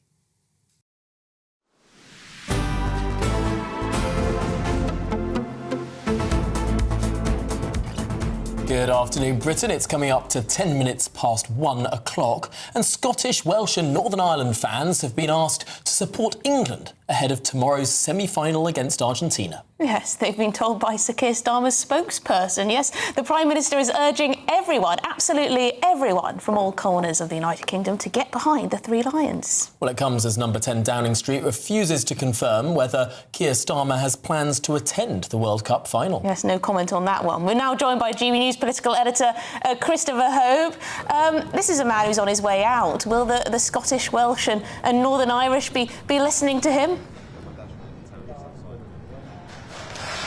Well, that's right, Emily and Tom. We're showing you there the glorious story, of course, of the picture of how number 10 looks today. Of course, the Prime Minister is the PM of the UK, and he's bedecked his house with St George's flag for tomorrow. Now, in the briefing I've just had with the PM's official spokesperson, they said, when asked if the Scots and Welsh should be supporting England, his spokesperson said this: the PM would urge everyone to get behind the England team tomorrow, because it is a huge day in our, England team national life. If the Scots were in the final or in the semi-final tomorrow against Argentina, well, I for one will be cheering for them, so why can't it be the reverse? I wonder if our Scottish viewers and listeners in GB News can get in touch and say if they'll be supporting England tomorrow night. Maybe the SNP too. We'll wait and see. As for the Prime Minister, he hopes to go to the final if England are there on Sunday night. It's quite a rush for him. He's got a big day the following day, Monday, because he's replaced as Prime Minister by Andy Burnham. He's got a date at the Buckingham Palace to meet with the King and almost not quite hand over the seals of office. We don't do that in this country, but certainly pass on the mantle of power to Andy Burnham. Around me there's all sorts of activity. To the right here there's huge scaffolding platforms being set up for the arrival of the world's press, which will be filming next Monday, including GB News, for the arrival of Andy Burnham as the Prime Minister. So it's all happening here. I remind you of that because few people actually know that, because of course we're not really scrutinising the Prime Minister's speech properly. Andy Burnham met last night with MPs, but we weren't allowed to film that or be part of that. He hasn't barely spoken to the press. We'll hear from him today when he talks about Hillsborough in the House of Commons, the Hillsborough law being introduced, of course, also by Sir Keir Starmer, the Prime Minister. There's a bit of a row going on, breaking in this past few moments. The Tory party have planned to have a debate tomorrow, forcing Parliament Parliament to sit for an extra day into next week, Monday. This happened when Boris Johnson was made Prime Minister back in 2019. The hope had been for the Tory party to force a vote on this. That would be embarrassing for Labour to vote against it. The hope would be that Labour may succumb and allow Andy Burnham to address MPs next Monday, allowing Kevin Badenoch to ask him questions. But what's happened today is that the Labour whips have said that the Tories can't have their usual opposition day debate tomorrow. Instead, there'll be a general debate about the general election, and that means that there won't be an opportunity to force Parliament to sit for an extra day, and MPs can't question Andy Burnham when he becomes Prime Minister until September, 6 weeks away. Well, Christopher Hope, live from a very patriotic Downing Street. Thanks indeed for joining us. Yes, thank you very much indeed. A few people getting in touch to say, even though they're Scottish, they'll definitely be supporting England, so that's good to know. Yeah, I'd support Scotland. Yeah, in a parallel universe where Scotland gets through to the semi-final of the World Cup, I would absolutely support Scotland. Don't be rude. Stranger things have happened. Anyway, we are going to bring you some updates on the investigation into the murder of Anne Widdecombe. Yes, counter-terrorism police are now leading that investigation after new information and evidence came to light. Yes, a 28-year-old white British man was rearrested on suspicion of the commission, preparation or instigation of acts of terrorism. Well, GBNews Home Security Editor Mark White joins us now from Devon. Mark, what do we know at this stage? Well, the clock is ticking now. Obviously, counter-terrorism detectives have taken over formally from their colleagues at Devon and Cornwall. And in terms of a charge or indeed the release of this individual, they have 14 days, and that was from the moment of rearrest yesterday, so still some time to go. But, you know, we don't know what they have amassed in the way of evidence. Clearly, they've got a number of new lines of inquiry and work that Devon and Cornwall detectives had done previous to that. So it might not be that long before there is a decision on the possibility of a charge. We just don't know, to be honest. I'm getting a running commentary from Counter-Terrorism Police South East. They'll let us know, they say, when they have an update. So for the moment, it's a bit of a waiting game. And of course, in the vacuum of not really knowing, there is the concern over politicians' safety, and that major concession from the Home Secretary yesterday that her officials would meet with Nigel Farage, the Reform UK leader, about security issues. Nigel Farage has taken the Home Secretary up on that offer. He wants it to be something that is not just security arrangements for him, but for his other MPs and senior politicians within the party, who, of course, he sees as being a particular threat at the moment in the current political climate. So we'll wait to see just what that kind of meeting produces, whether it produces anything that Nigel Farage feels is satisfactory in helping boost the security around members of his party. OK, well, Mark White, thank you very much indeed. That's Mark White, our Home and Security Editor there in Devon for us. Yeah, there's been a lot of back and forth, hasn't there, over what security Nigel Farage was offered. He rejected one package, didn't he, from the Home Office, saying it was inadequate. He's got these conversations now with the Home Secretary about further protections. Yeah, where's it going to land? Crucially, a meeting with the committee that gets to decide this stuff. I was slightly surprised to learn that he hadn't had a meeting with this committee in the 2 years that he'd been a member of Parliament. You'd think that he would be involved in their decisions rather than being offered a fait accompli. But obviously Nigel Farage is perhaps one of the top 3 most recognisable political figures in the country. I mean, he said he thinks he's the number one. Do you think that? In terms of threats and targets? Quite possibly. Other than the Prime Minister, whoever that person is at any one given time, I think for someone who isn't the Prime Minister, it's hard to think of someone other than maybe a royal who has the same number of threats as Nigel Farage. But I was reading, because we've gone through Prime Ministers so quickly and so frequently in the last however many years, it's costing us a huge amount because, of course, prime ministers, when they retire or resign or get kicked out, they have protection for the rest of their lives, don't they? But we've got a lot of prime ministers in their 40s and 50s still hanging around. There's not going to be enough room at that blooming cenotaph.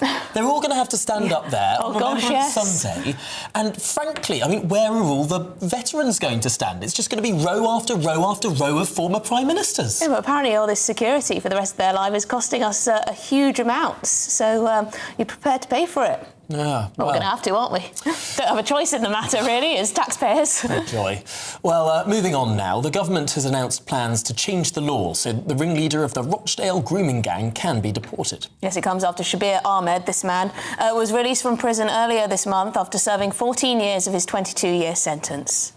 But the Home Secretary has admitted deportation will only be possible if Pakistan agrees to take him back. OK, we're joined now by crime and policing commentator Danny Shaw. Danny, this is a frustrating one, really, because Shabana Mahmood is saying she's doing what she can in terms of changing the law. But the problem remains that Pakistan don't want this man back. Yes, I think, Emily, I think you're right. I think that's going to be the biggest obstacle. The measures that have been put forward in the Immigration and Asylum Bill yesterday, I am sure will gain the consent of MPs and peers and will pass through Parliament. It might take some months for that to happen, but I'm sure that hurdle will be cleared. But Pakistan has to accept Shabir Ahmed to go back, and I think in previous years they have refused to accept him and other ringleaders of these vile child grooming gangs.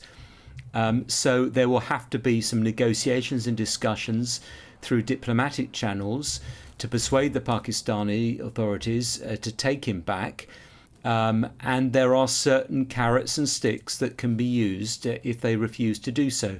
One sort of note of optimism, you might remember a few years ago the dreadful case in Surrey of the murder of Sarah Sharif, the schoolgirl who was killed by her father, and other members of the family were involved in her death. Well, they fled to Pakistan, and the Pakistani authorities and the British law enforcement agencies cooperated, very well on that, and they were returned to the UK. And I think that was an example of cooperation between the two. And so, if that level of cooperation can be reached in a case like that, then it can't be beyond the realms of possibility for the British and the Pakistanis to agree to the deportation of Shabir Ahmed. I suppose one of the alternatives would be for people to have to spend their whole sentence behind bars. I mean, let out at 14 years of a 22-year sentence. I mean, should there just be whole life orders for child sex offences? I think that's a big question. Well, these are absolutely vile individuals who've committed the most appalling crimes. So I sympathise with your point about lengthy prison sentences, and I'm in favour of that. But Emily, if you gave this individual, it's too late now, but if you were to give him a whole life sentence, then you would have to give every other individual who committed a similar crime or worse whole life sentences or even more sentences that are even longer. And that has a ratcheting up effect for every other type of crime as well. So you have to work through that. If you're prepared probably to double the number of prison places and spend billions and billions of pounds on prison places, it could be achieved. But otherwise, it would be impractical to do so. And that's the reality of it. Danny, do we need to have a conversation about that just more widely? I mean, we imprison a fraction of the number of nasty people in this country. Other countries have higher prison populations as a percentage of their population.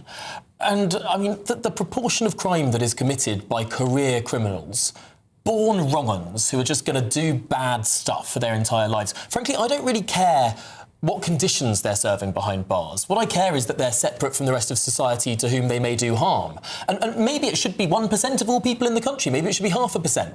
But, I mean, what do we imprison now? 0.01%, something like that? I mean, should we have a serious conversation about how many more people we should just keep separate from those of us who want to go about law-abiding lives? Happy to have that conversation. We actually have one of the highest rates of imprisonment in England and Wales and Scotland in the whole of Europe. I mean, I think it's only countries like Russia, I think some of the Eastern European countries, the United States and South America, that have higher rates of imprisonment. So normally the argument is that we imprison too many people. You know, my own view is, you know, absolutely lock up dangerous people, sex offenders for a long time and prolific criminals, but you have to pay for the prison places, Tom. You can't magic prison places out of nowhere. We have a crisis in prisons at the moment where, you know, the government has put in place some laws that are going to take effect very soon, which are going to mean the early release of offenders and other offenders being given community terms instead of going to prison, because there's a shortage of prison places, which got worse under the Conservatives. Yeah, it's very they depressing. Only built about 500 new places. So if you want to do that, Tom, you have to provide the resources for extra prison places. Absolutely. It is shameful that politicians have ended up in this position where they are being forced into horrific decisions about releasing people early because there aren't enough places. I would, however, say, surely if this is a crisis on the level that we discussed this often enough, surely it doesn't... I mean, this government's been in for 2 years. You can expedite the building of a Nightingale prison in that time. Well, Danny, we're going to have to leave it there. Danny Shaw. You can't, Tom. Sorry, that's a rather naive view, if I might say so. A prison. Do you think the Chinese would take more than 2 years to build a massive prison? A prison's not a hospital, Tom. A hospital doesn't have the type of security you need for a prison. You will be the first one to complain if a prisoner was escaped from a Nightingale prison. There's no such thing as a Nightingale prison. You know, even I just invented it, Danny. But I think it is possible in the space of 2 years. It's not, Tom. Well, you find me the prison expert. You find me the prison expert that says I'll find you a Chinese contractor. You can commission that you can. Let me finish. That you can commission, plan, and build a prison with security, fencing, all the new security features and measures in place that you need in the space of 12 months or 24 months. Can't be done. It happens at wartime. Prisoner of war camps are built in that time. OK, well, we're going to have to leave it there. Danny Shaw, crime and policing commentator.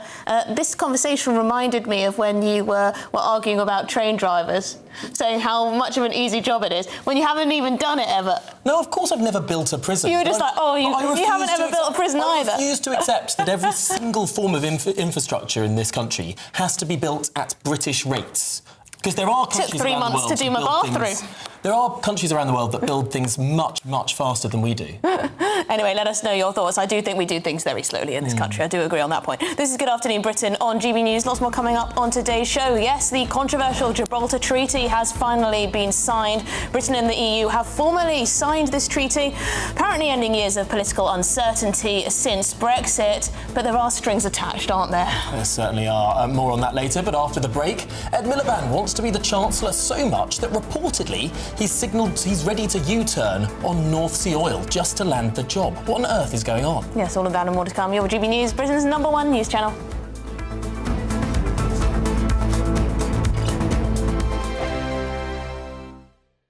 Exciting news. Every Friday, my Patrick Christie's Tonight Show is going to have a twist to it. We're welcoming some special guests. You. That's right, on Fridays I'm going to be doing my show in front of a live studio audience because this show is about you and what you have to say. It's going to be the same big debates, same big topics, same big opinions. But every Friday night at 9 p.m, you are invited to come on down to Patrick Christie's Tonight to be a part of the action. Only on GB News, the People's Channel, Britain's news channel. Some people enjoy lazy Sunday mornings, but not me. What's the truth of the matter? So that's a very live question. Would you support him if he waters down these plans? Before the spin sets in, I'll be getting to the truth. This is personal. No soft questions, no easy answers. It's one thing if the state has rules in this country. It's another thing whether the police and others actually police them. Setting the agenda and holding those in power to account. You can't really blame her if the system is set up this way. You will not want to miss it, trust me. The Camilla Tominey Show, Sundays from 9:30, only on GB News. From the school run to the home run, watch a new show for all of Britain. He can say whatever he wants. A straight talking show where all voices are heard. And, you know, when are we going to stop talking about smashing the gangs and actually do it? With the stories that matter from every part of our country. There's a bit of a crash landing there for your Chancellor. Bold, fearless and standing up for you. That's me, Martin Dordme, 3 p.m. till 6 p.m, weekdays, here only on GB News. The People's Channel, Britain's news channel. As soon as it hits 11 and the headlines come in, The Late Edition brings you the breaking news from all the front pages. because the news is going to happen. So get a head start today. Patrick Christie's tonight, Late Edition. Alex Armstrong tonight, Late Edition. From 11 o'clock every night. Only on GB News, the People's Channel, Britain's news channel.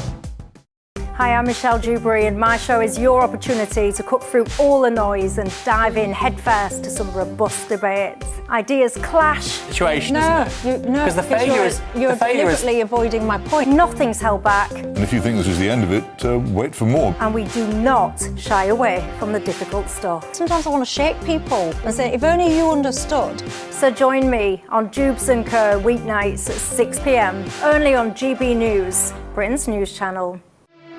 Here at GB News, we made a promise to tell your stories. And on the 6th of August, we're marking 5 years of doing exactly that. Celebrate with us by having your say. Join in the debates live on TV and radio. And meeting your favourite presenters across the country, from Leeds to Aberdeen, from Belfast to Barry Island. Plus, join me in Essex for our biggest live show of the year. Scan the QR code or visit gbnews.com/celebrate. Terms and conditions apply.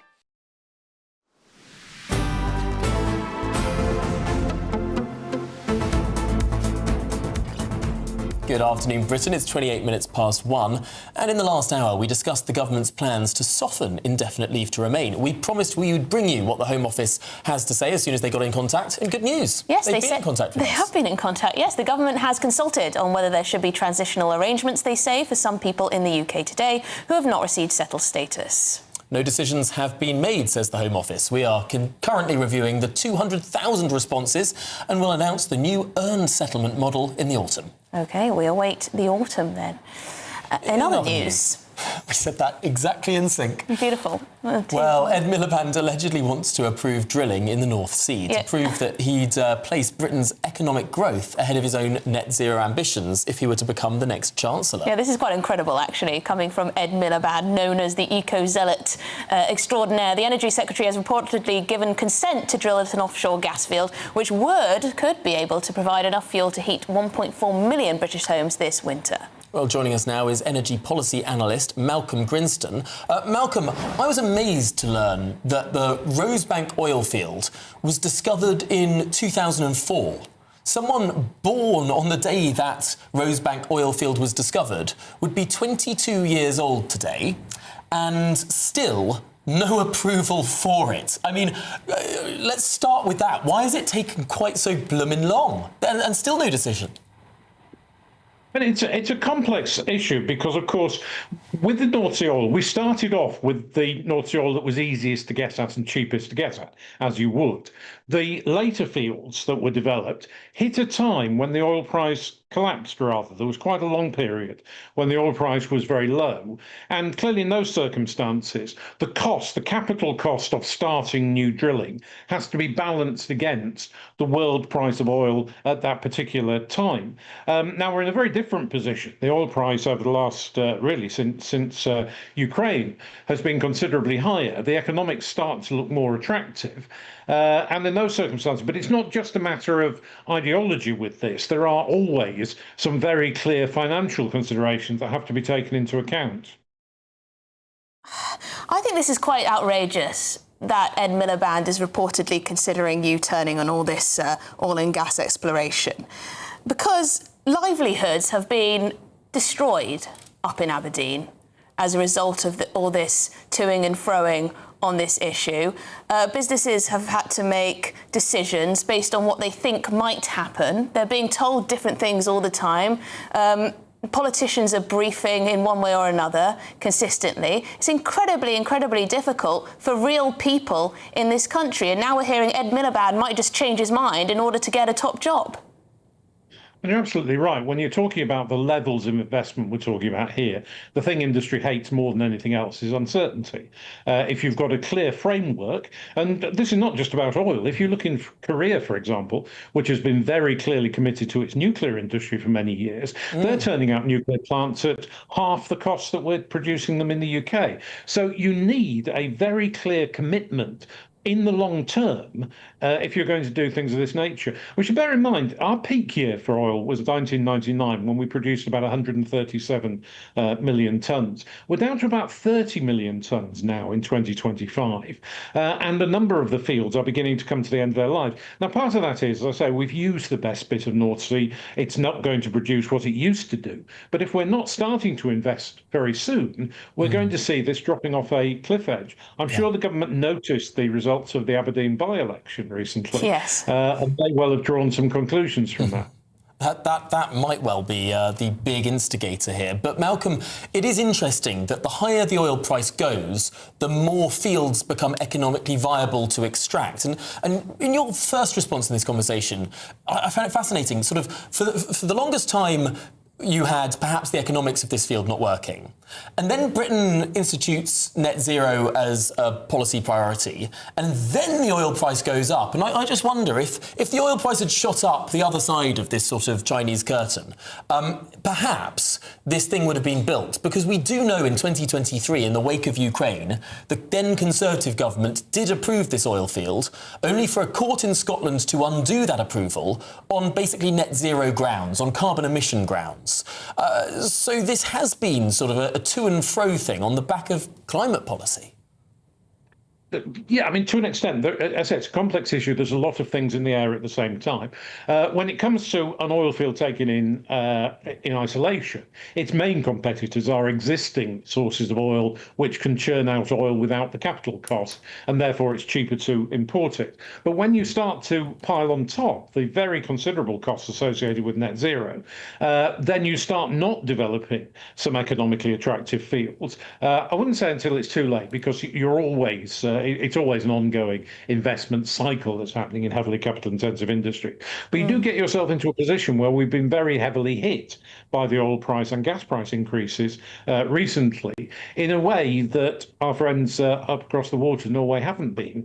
In effect, dealing with the same geological reserves. OK, well, Malcolm Grimston, thank you very much indeed, energy policy analyst there. Just think, if Ed Miliband decides to give the green light to projects that he's previously refused on net zero grounds, how on earth can he make the public trust him on anything? The man in charge of the coffers. It's absolutely ludicrous. Well, I think it would even if it's the right decision, look, I mean, you've got to celebrate that, perhaps. I like it when politicians change their minds if they've changed their minds to get to a position that will benefit the country. What I worry about with this is what is the quid pro quo? Why does he want to be Chancellor in the first place? What other policies does he think he can get over the line if he grants a concession in his mind on allowing more drilling in the North Sea? Well, what's his side on the bargain there? If he's going to point to the City of London and the financial markets and go, look, I'm not as scary and socialist as you thought I was. I'm going to allow this oil field. Well, then what is that going to be used as political capital to then do on the other side of the equation? It could be really quite high taxes. It could be nationalisations. It could be anything of that sort of roster of left-wing policy. If it starts being successful again, this industry, windfall tax after windfall tax, won't it?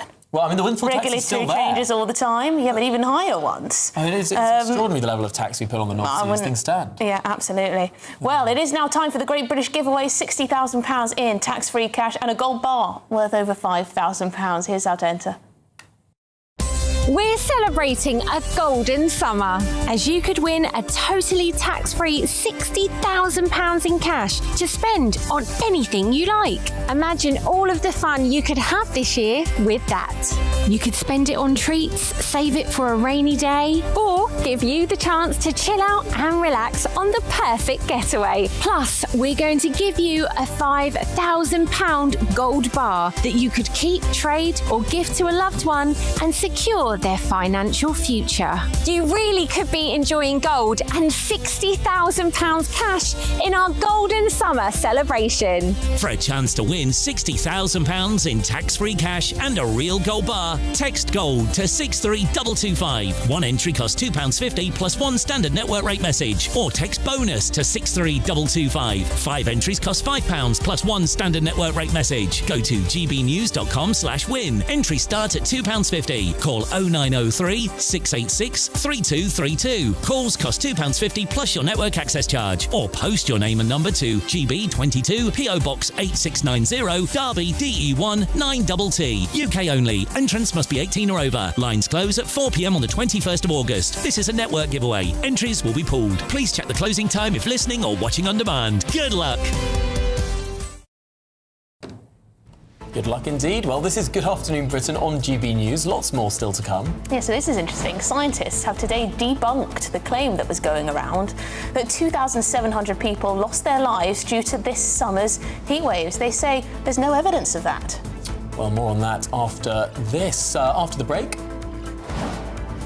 It is a stark fact that of the approximately £15 billion spent on PPE, nearly two-thirds, almost £10 billion, was wasted.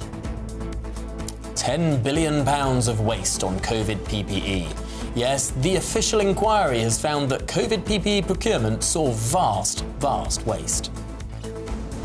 Well, there you go. All of that and more to come. You're with GB News, Britain's #1 news channel.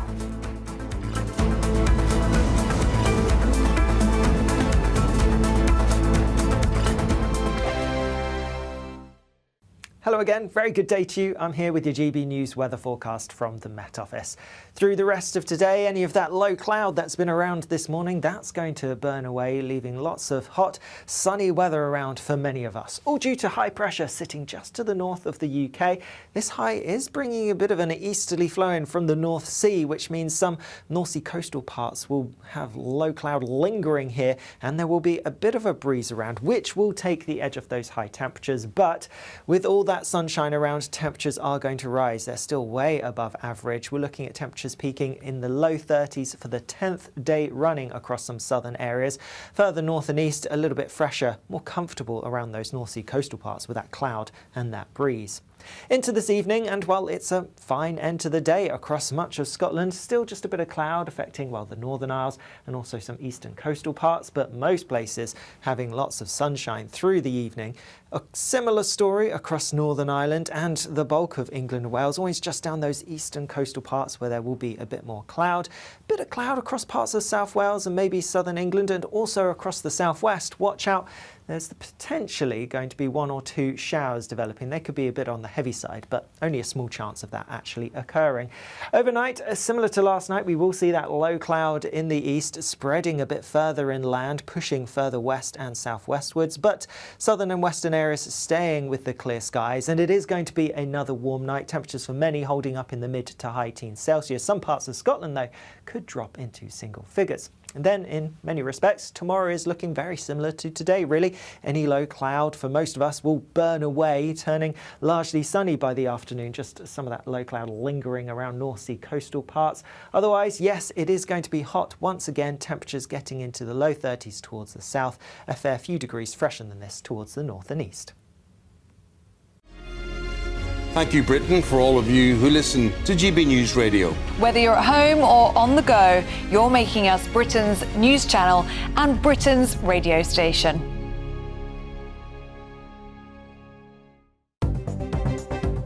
Good afternoon, this is the latest AI travel news from gbnews.com. There is a collision on the M25 clockwise at junction 20 in Kings Langley, causing slow traffic. The A264 westbound is closed after the M23 at junction 11. The A40 westbound is closed after the A4137. The M6 northbound between junctions 25 and 26 in Wigan is closed due to an emergency incident. The M25 clockwise between junctions 26 and 27 in Waltham Abbey has a lane closure. In Scotland, the A68 is closed in both directions at St Boswell's following a collision. And on the trains, Avanti West Coast has no trains between Chester and Crewe. For more travel news, go to gbnews.com.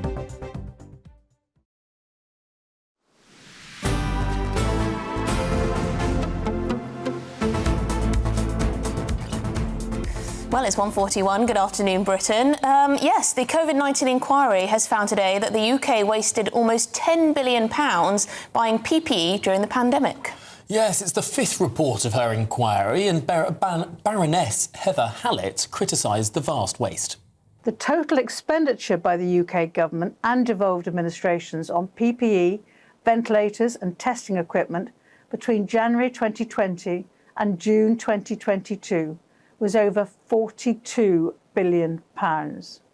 Governments across the UK did not have the systems and processes in place for emergency spending at this scale.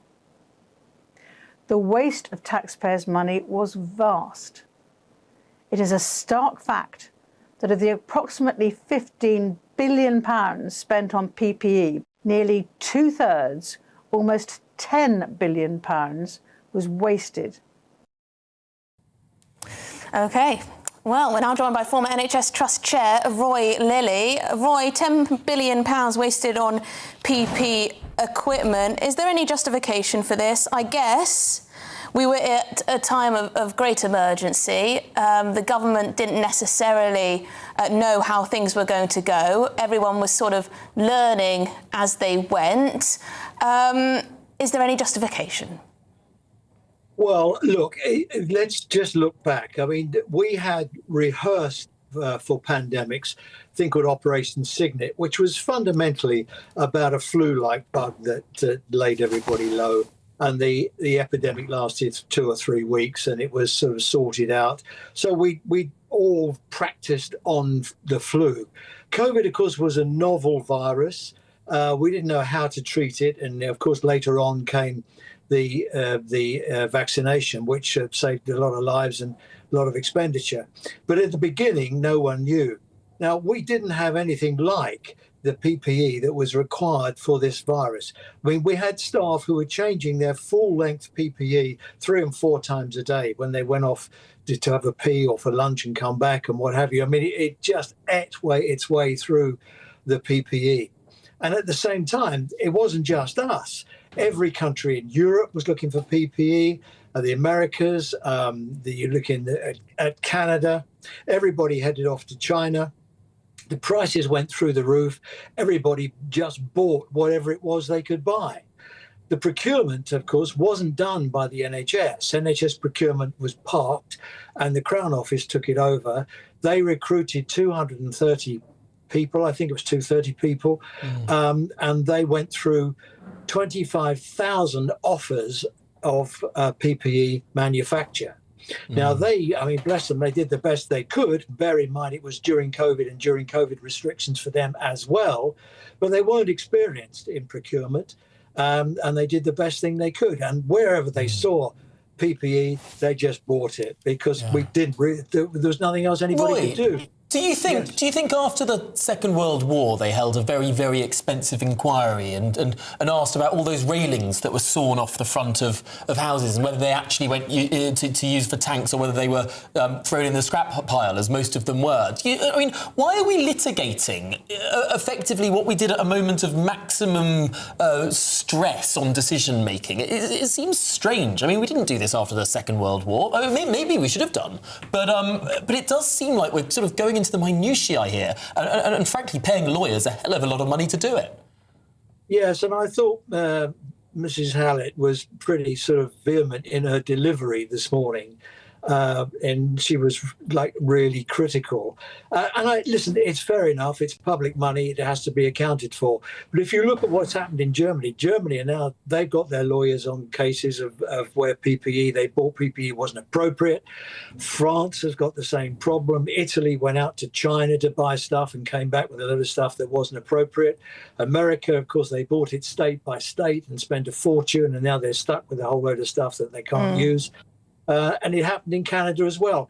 Everybody did it. Everybody did what they did with the best of intentions. The government printed money. It's still screwing up the economy now, and we still haven't really got over it. No, Roy Lilly, thank you very much indeed, former NHS Trust Chair. I mean, cast your mind back. We had the death counts on national news broadcasters. We had huge amounts of pressure. We had daily presentations from the government and statements. It was high pressure. But perhaps some of you take the view of the Taxpayers Alliance, though. They say taxpayers will be sickened to learn that the government has wasted $10 billion on PPE while failing to protect healthcare staff. They talk about a bloated public sector, refuses to stress test its plans, etc., etc. I can see that side of things too. I mean, £10 billion is a lot of money to waste. Yeah, it certainly is. Although, I mean, there was a lot of money spent on a lot of things, weren't there? I mean, the test and trace programme was over 100 billion. I think it was 160 billion pounds, something like that. That was mostly the testing, though. But that was mostly on rapidly reusable tests that most other countries didn't have, or rapidly usable tests, disposable tests that you can now buy in shops for like 30 quid, but were all given to us free every week, and we're supposed to be using multiple of them a day. I mean, there was quite a lot of stuff that we got for the money. I'm so glad that's all over. Yeah. Anyway, Downing Street spokesperson says the government is committed to learning the lessons of the inquiry, so we are prepared for the future. Well, this is Good Afternoon Britain on GB News. Lots more still to come. Yes, breaking news. DJ Scott Mills was the highest paid presenter at the BBC before he was sacked earlier this year. Yeah, nearly £750,000 he was paid in a year. Goodness. Quite nice, eh? Lucky for some. Now, if you're in search of some holiday sunshine, here's the forecast for some of those top European holiday destinations. Ready to soak up that holiday sunshine? Won't we need some cover? No worries. All sorted. All Clear Travel Insurance sponsors GB News Travel Destinations Forecast. Whilst we've been talking about heat across the UK for a while, we've been talking about heat across parts of Europe for even longer, and the exceptionally hot spell does look set to continue. It's more across parts of France, but also pushing into eastern Spain, where we're seeing the very high temperatures compared to average. But even further south, well, here it is pretty hot, and temperatures for parts of Italy getting into the high 30s or low 40s. With all that, lots of sunshine, but do watch out for a bit of showery rain. Bye-bye. All Clear Travel Insurance sponsors GB News Travel Destinations Forecast. This is GB News, Britain's news channel. But what message would you just like to say? Because this one's voted for by the public. Yeah. And it's all down to the viewers. What message have you got for those guys? Well, we've got the best viewers in the world, haven't we? The most loyal viewers, the best viewers. And, of course, they've supported Breakfast for so many years with Ellie and all the other members of Breakfast. And, you know, we can't do it without them. Yeah, I think we are unique, GB News, in the way that our viewers are really central to everything that we do. So, you know, with our GB Views at gbnews.com, we're always reading off the comments. We have viewers on all the time to talk to us about our stories. I think we are the only place that actually has our viewers front and centre. So it's so nice to have something back in a Trick Award when they recognise, you know, the hard work that we try and do every single year. So please God, 4 years on the trot would be great, wouldn't it? GB News, the People's Channel. This is GB News, Britain's news channel. Now wearing a Pegasus necklace badge commemorating the airborne forces. This week, 76 years ago, started the Korean War, often known as the Forgotten War. This is an opportunity for remembrance as well, isn't it? That's right. In remembering with all of the conflicts, you know, it's affected every single person here who's in uniform. But it doesn't just stop there. Once they do get to the end of their service, they're often felt like they're forgotten about. So a big part of it is about remembering those that have fallen, but also those that are still alive and that are still with their own struggles. I wouldn't be able to do the job that I do now. I lead international expeditions and have done for the last 30 years. And the majority of those skills and that skill set and why I get asked back come directly from my time in the service, my time in the Royal Marines. GB News, the People's Channel. This is GB News, Britain's news channel. GB News Breakfast has won the Trick Awards for the 4th year on the trot. I'm here with Alex Armstrong and Diamond and Ellie Costello. Guys, congratulations. Ellie, how does it feel? Just incredible. I was really hoping we could do it 4 years on the bounce, but you can't take these things for granted, can you? And I did think maybe they'll want to give it to someone else this year, and I really, really wanted us to win, because Anne is here from her cruise. Brilliant, yeah. And Anne, your acceptance speech was amazing. You reflected on your years in the industry. How much does this mean? I was able to hold one of these was 40 years ago, 1986, for the same sort of breakfast television programme that they said would never catch on. There you go. Full circle moment. And what message have you got for GB News viewers? Because obviously this is voted for by the public. Oh, it's thanks. I mean, it's real thanks, because that's why this award is so important. GB News, the People's Channel.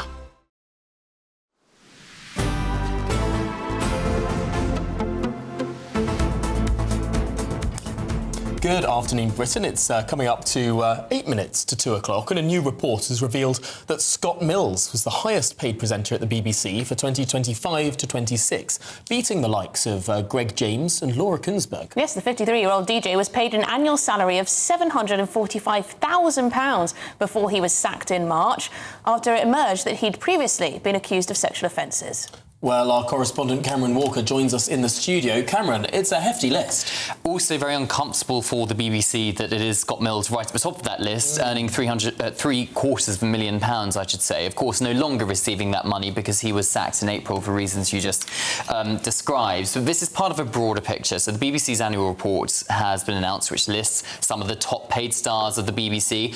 Worth noting, of course, people like Graham Norton, Claudia Winkleman, they're paid by independent production companies, so their salaries would never be made public because that's a commercial and a likely significantly salary. More. Quite possibly, yes. So Greg James is number 2, for example. He earns £440,000 from the BBC. But it's basically the money paid for with licence fee money is the ones which have been published. And on that theme, the licence fee fell sharply. So more than 500,000 households stopped paying it in the last financial year, down to £23 million. That's the lowest level since 1999. Now, the Director General, Matt Britton, the new Director General, basically saying the decline in licence fee sales is really affecting finances, funny enough. I do also want to point out, though, that the revenue of the BBC did still rise by £36 million due to an increase in the licence fee cost to £180 per year.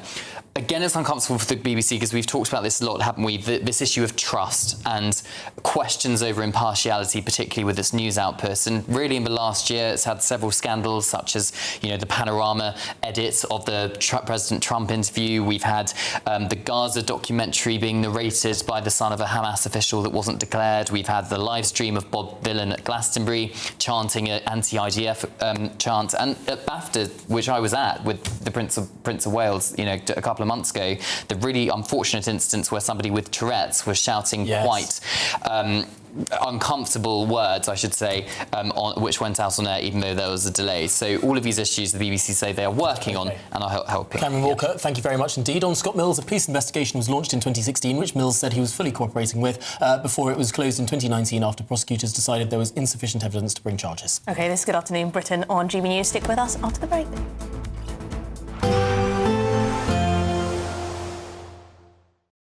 Today, clouds overhead, total zen within.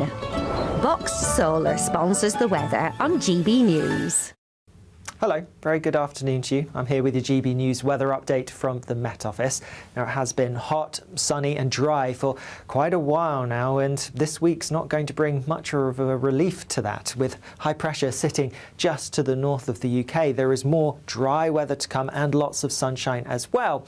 There has been a fair amount of cloud around North Sea coastal parts through today, and actually through the end of the day and overnight, that low cloud in the northeast is going to spread further west and southwestwards, like it did last night. Western and southern parts will stay with the clear skies, and for most of us it is going to be another warm night. Temperatures holding up in the mid to high teens Celsius for many, but perhaps across some parts of Scotland we could see temperatures just about dropping into single digits, so a bit fresher, a bit more comfortable perhaps.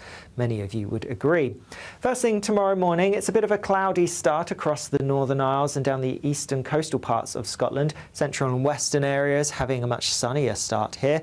Similarly sunny across much of Northern Ireland. And for England and Wales, yes, there will be some low cloud to start off with across central and some eastern areas, but through the morning that is largely going to burn away, break up and retreat back to those North Sea coastal areas. So similar to today, really, it's going to be those North Sea coastal parts where it stays quite cloudy, fresher, more comfortable with a bit of a breeze coming in from the North Sea, but elsewhere by the afternoon, lots of sunshine, and with that sunshine, watch out for some very high UV levels and those temperatures rising again, getting into the low 30s, quite likely across southern parts, a bit fresher than this towards the north and east, especially where we have that cloud lingering. Through the end of the day, similar to today really, staying sunny for many places, but starting to see that low cloud pushing in again into more inland areas overnight and into Thursday. Thursday's then looking like another largely sunny day, as is Friday and Saturday, but temperatures are going to drop ever so slightly. Today, clouds overhead, total zen within.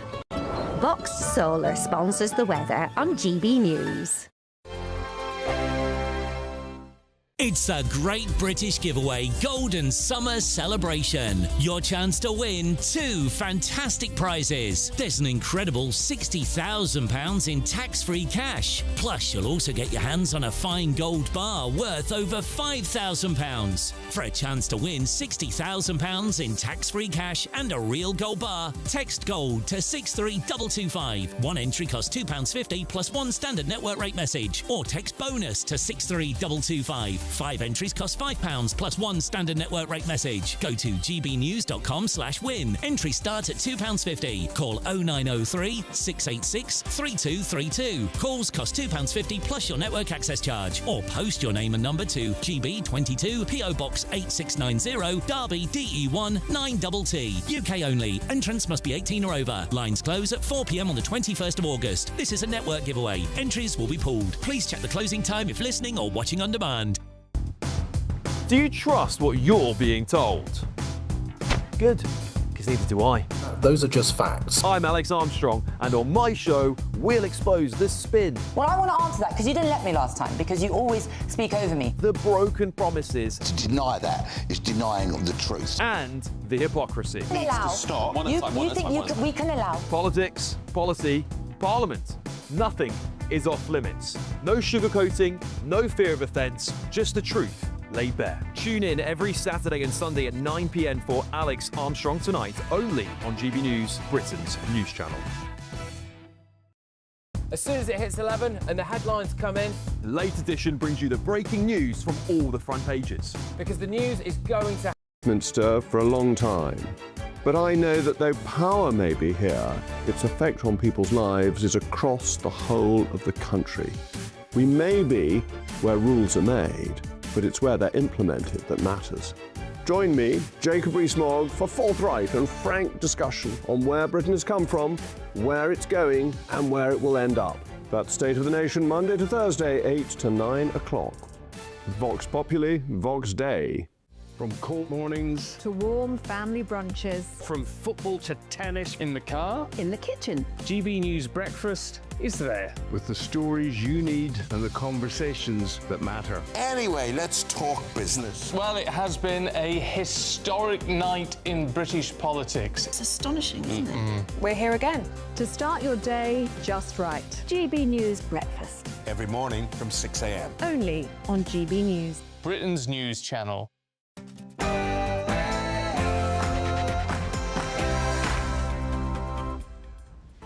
Good afternoon, Britain. It's 2 o'clock on Tuesday, the 14th of July. I'm Tom Harwood. And I'm Emily Carver. Well, the controversial Gibraltar Treaty has been signed. Yes, Spanish border guards will check the passports of travellers to Gibraltar as the price for doing away with the 118-year-old border controls between Spain and the Rock, as Britain handed away too much sovereignty over our British overseas territory. Elsewhere, police confirm Anne Widdecombe's killing is being treated as terrorism. Now the Home Secretary vows to review security measures for politicians. Always be vigilant to changing threats and respond. Security measures are kept under constant review to ensure MPs can carry out their duties safely. Well, DJ Scott Mills was the highest paid presenter at the BBC before he was sacked earlier this year. And the number of people paying the licence fee has fallen by more than 500,000 in just a year. Well, this man should be deported. We do not believe he has any right to stay in the United Kingdom. Shabana Mahmood will close a legal loophole so that the ringleader of the Rochdale grooming gang, or at least one of them, can be deported. But can Pakistan be forced to take Shabir Ahmed back? It is a stark fact that of the approximately £15 billion spent on PPE, nearly two-thirds, almost £10 billion, was wasted. Yes, an inquiry has found that the government wasted £10 billion of taxpayers' money on COVID PPE. Elsewhere, scientists have today debunked the claim that 2,700 people have lost their lives due to this summer's heatwaves. And Norway's Erling Haaland brought back a $750 stuffed raccoon holding a bottle of booze after losing against England. What's the strangest thing you've brought back from holiday?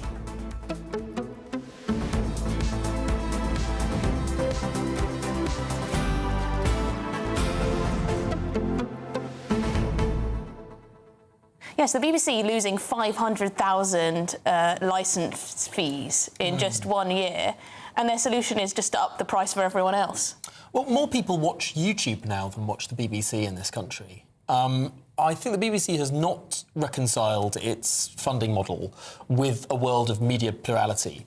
And that's a shame, because I think the BBC is a strong brand. I'm not someone who wants to hate on the BBC all the time. I think that it's a wonderful part of our sort of national architecture. Our fragile media ecosystem. As someone once said. And yet, I think it would be wrong to assume that it must be continued to be paid for through a compulsory tax that sends people to prison each year if they don't pay it. I mean, it's outrageous, isn't it, really? But the BBC has big problems. I mean, there is a huge trust issue. But it's quite interesting because this is the annual report we're talking about that's dropped today, and it always lists the top earners that are paid for by the licence fee.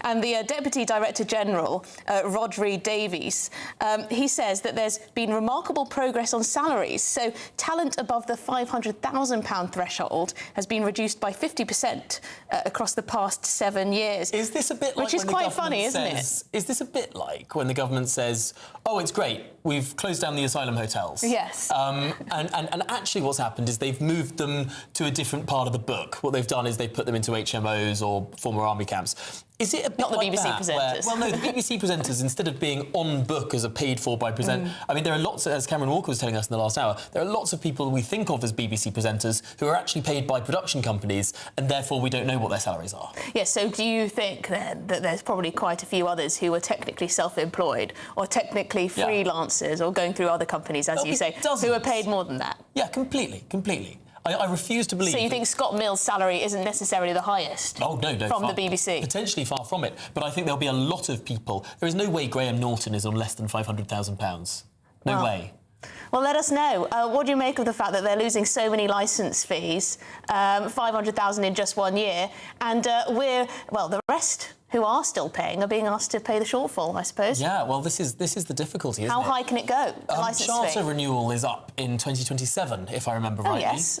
So could a bold and enterprising new government decide that now is the time to end that licence fee structure that made sense, perhaps, when it was a non-excludable good you got over the airwaves? Now that it's an excludable good that many successful television companies can have a subscription-based model, is that the future for the BBC? I think it would be a more happy and balanced company if it were the case. Well, Andy Bold-Burnham, I imagine he has a huge amount to say about this issue.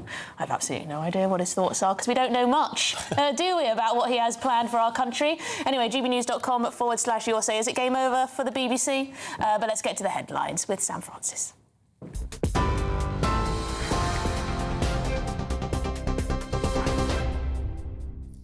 Thank you both, and good afternoon to you. Just after 2 o'clock, the top story. The COVID inquiry has delivered a damning verdict on the pandemic PPE buying, finding almost £10 billion was wasted while bereaved families say key questions are still being held back.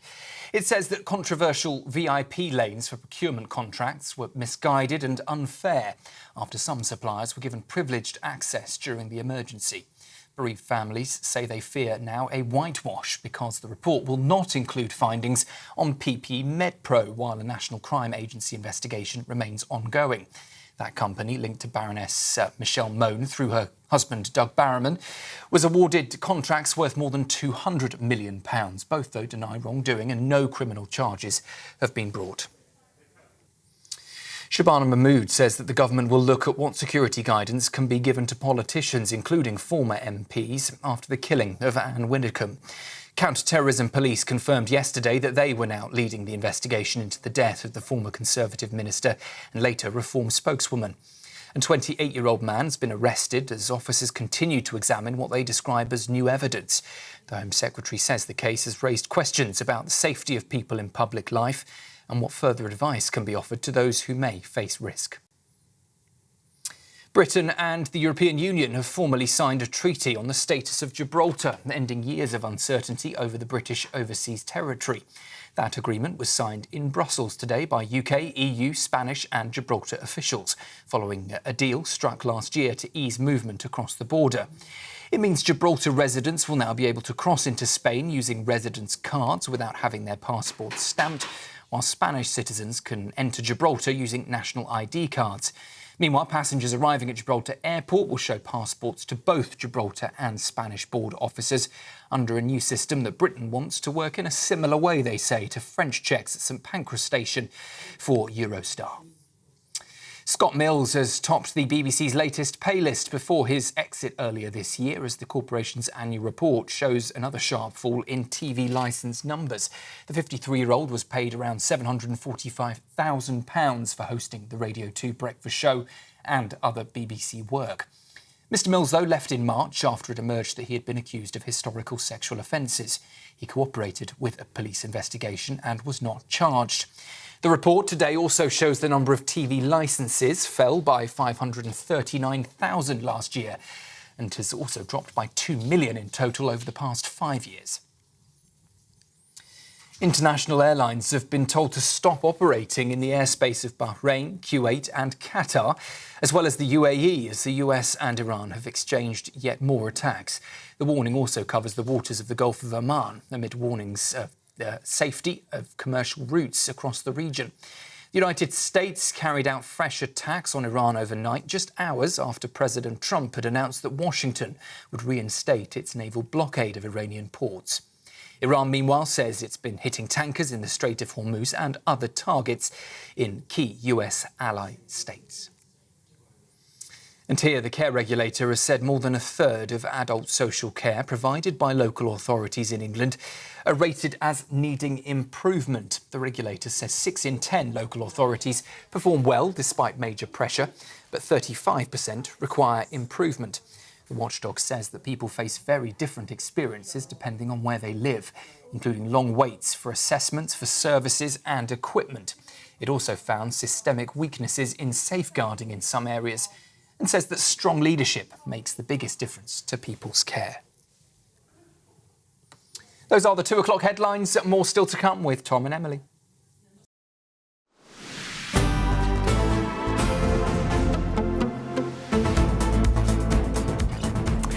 OK, good afternoon, Britain. It's 9 minutes past 2. Now, a cabinet minister has warned politicians are facing a growing culture of violence. Yes, the Treasury Chief Secretary, or rather the Chief Secretary to the Treasury, Lucy Rigby, says that threats against MPs have become significantly worse as Westminster faces renewed scrutiny or indeed security concerns following Anne Widdecombe's murder.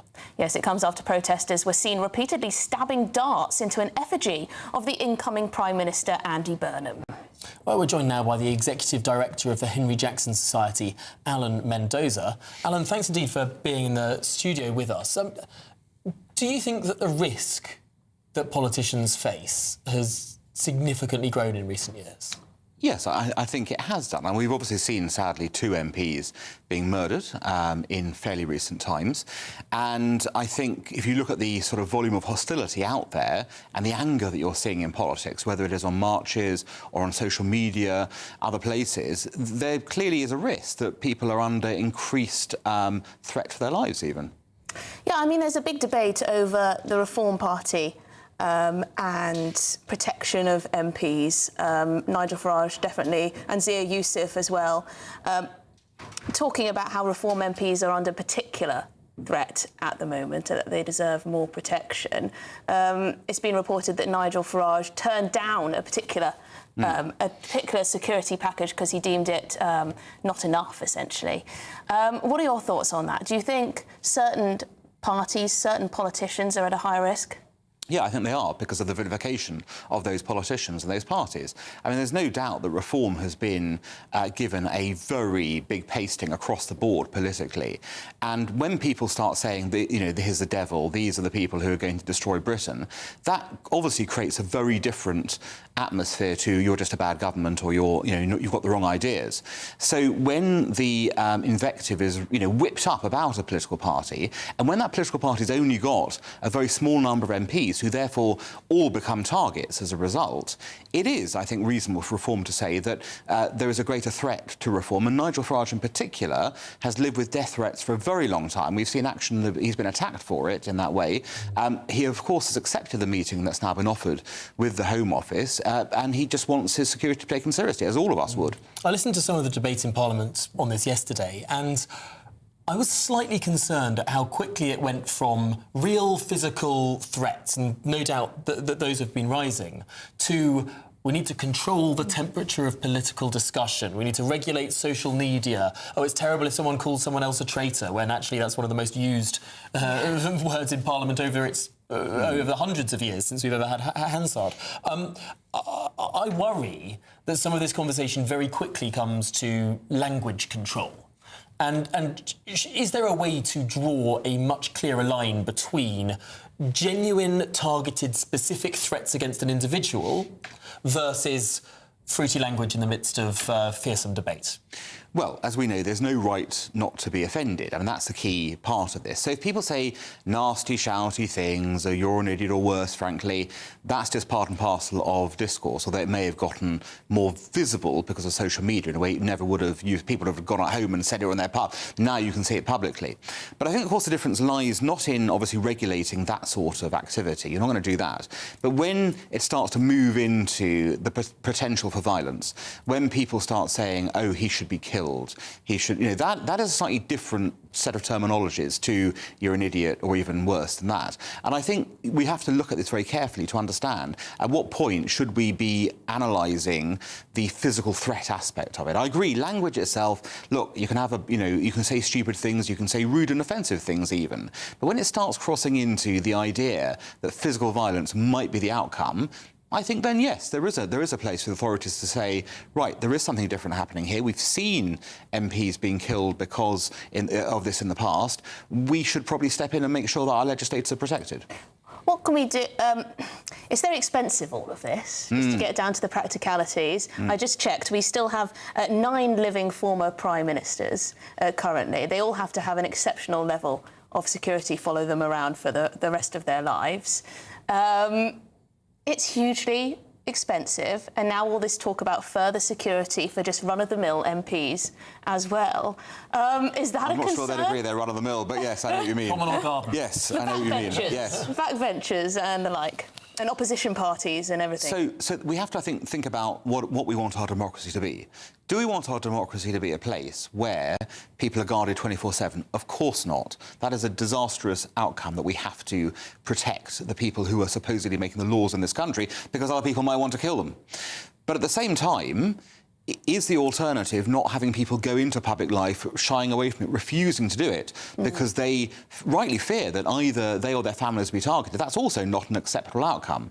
I suspect... Or just being so vanilla, well, yes, what they put out there. That they're not prepared to tackle some of the biggest... I mean, some of the biggest problems in this country are not, of course, being tackled, say, for example, radical Islam, because people fear to tread in that zone for fear of either being called racist or being targeted by the very people who they're trying to shut down. So, yes, you have a big problem here. I think if you want to encourage encourage bravery in politics. I think the pendulum probably has to swing a bit further at this point in time in the security dimension to give people the confidence again, and we can reassess once that's happened as to how it goes. But I think it's probably a price worth paying if it means that MPs feel that they can actually go about their work and actually go around meeting people with some degree of confidence they're not about to be stabbed by some lunatic. Yes, and have controversial conversations about very important issues. Yeah. I mean, it does strike me as perhaps one of the strongest arguments in favour of talking about some of these controversial issues, that the very act of talking about them might put you at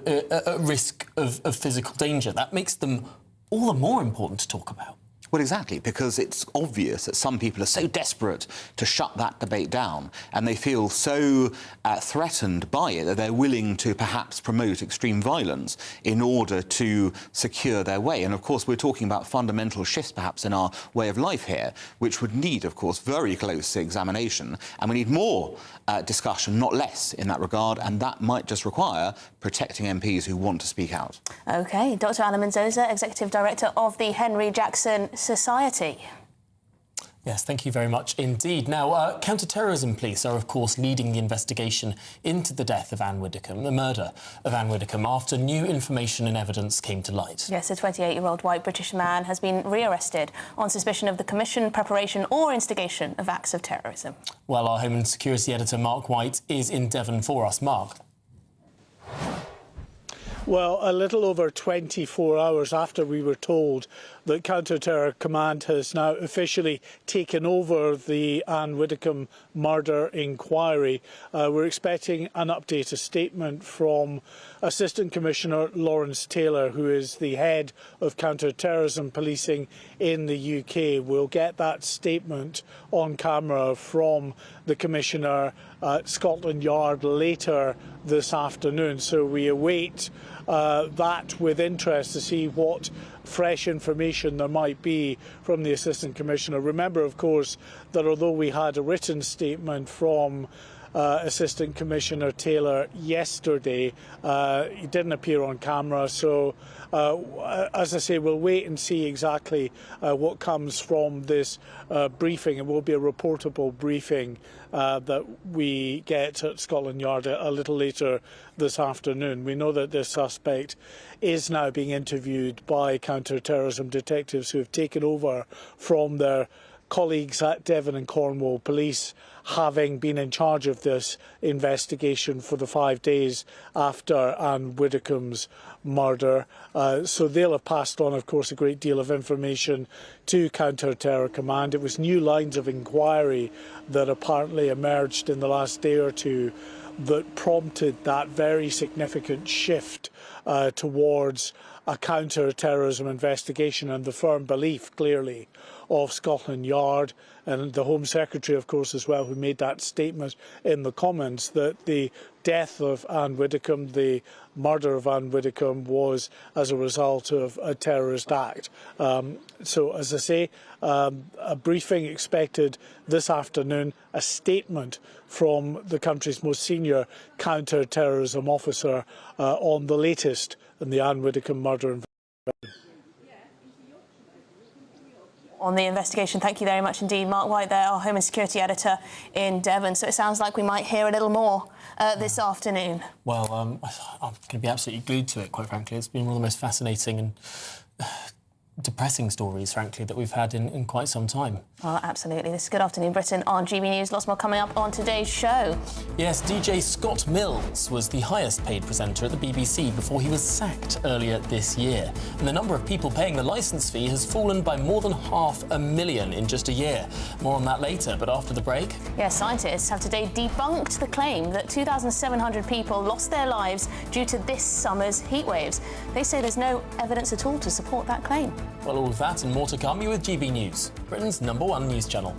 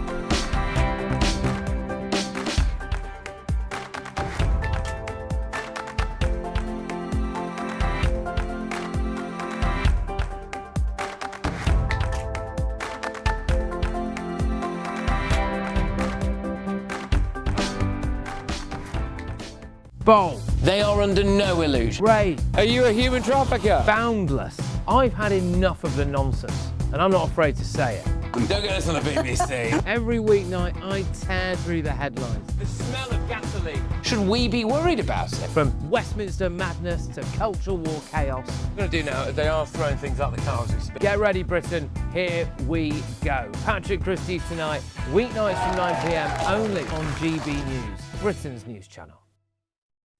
At the stroke of midnight, the news doesn't stop, and neither do we. Day in, day out. Forget stuffy late night TV shows. We're giving you a front row ticket to the centre of the political universe. Because breaking news doesn't wait for the morning.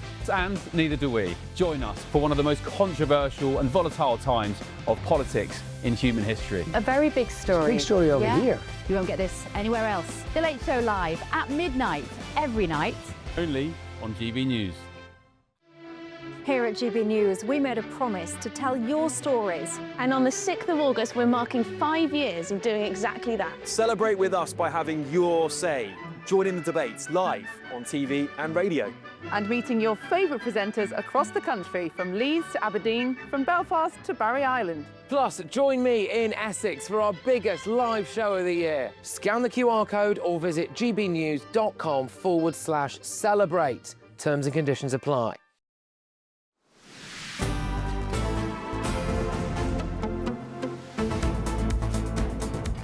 Good afternoon, Britain. It's 23 minutes past 2 now, and claims that this summer's heat waves have caused thousands of deaths are now being challenged by scientists. Yes, so Professor Carl Hennigan and Dr. Tom Jefferson from the University of Oxford Centre for Evidence-Based Medicine say official figures show no clear rise in deaths compared with the previous decade. Well, the pair are now calling for more transparent data to be released so that people can access the evidence for themselves. And Professor Carl Hennigan joins us now. Thank you very much indeed for your time, Carl. Really appreciate it. So we've seen the headlines. 2,700 deaths caused by heat waves this year. Are you saying that there's absolutely no evidence to support that claim? No, you can't say 2,700 deaths were caused by heat waves because it's based on modelling and assumptions. It's basically trying to take historical data, throw a load of assumptions in and say, we think that heat would cause this amount of deaths. The issue is, if you look back over the last 10 years, what you don't see is any signal in the data. And that's from the ONS because they report deaths every week and they are reported, and we looked at them and you've got them on the site today.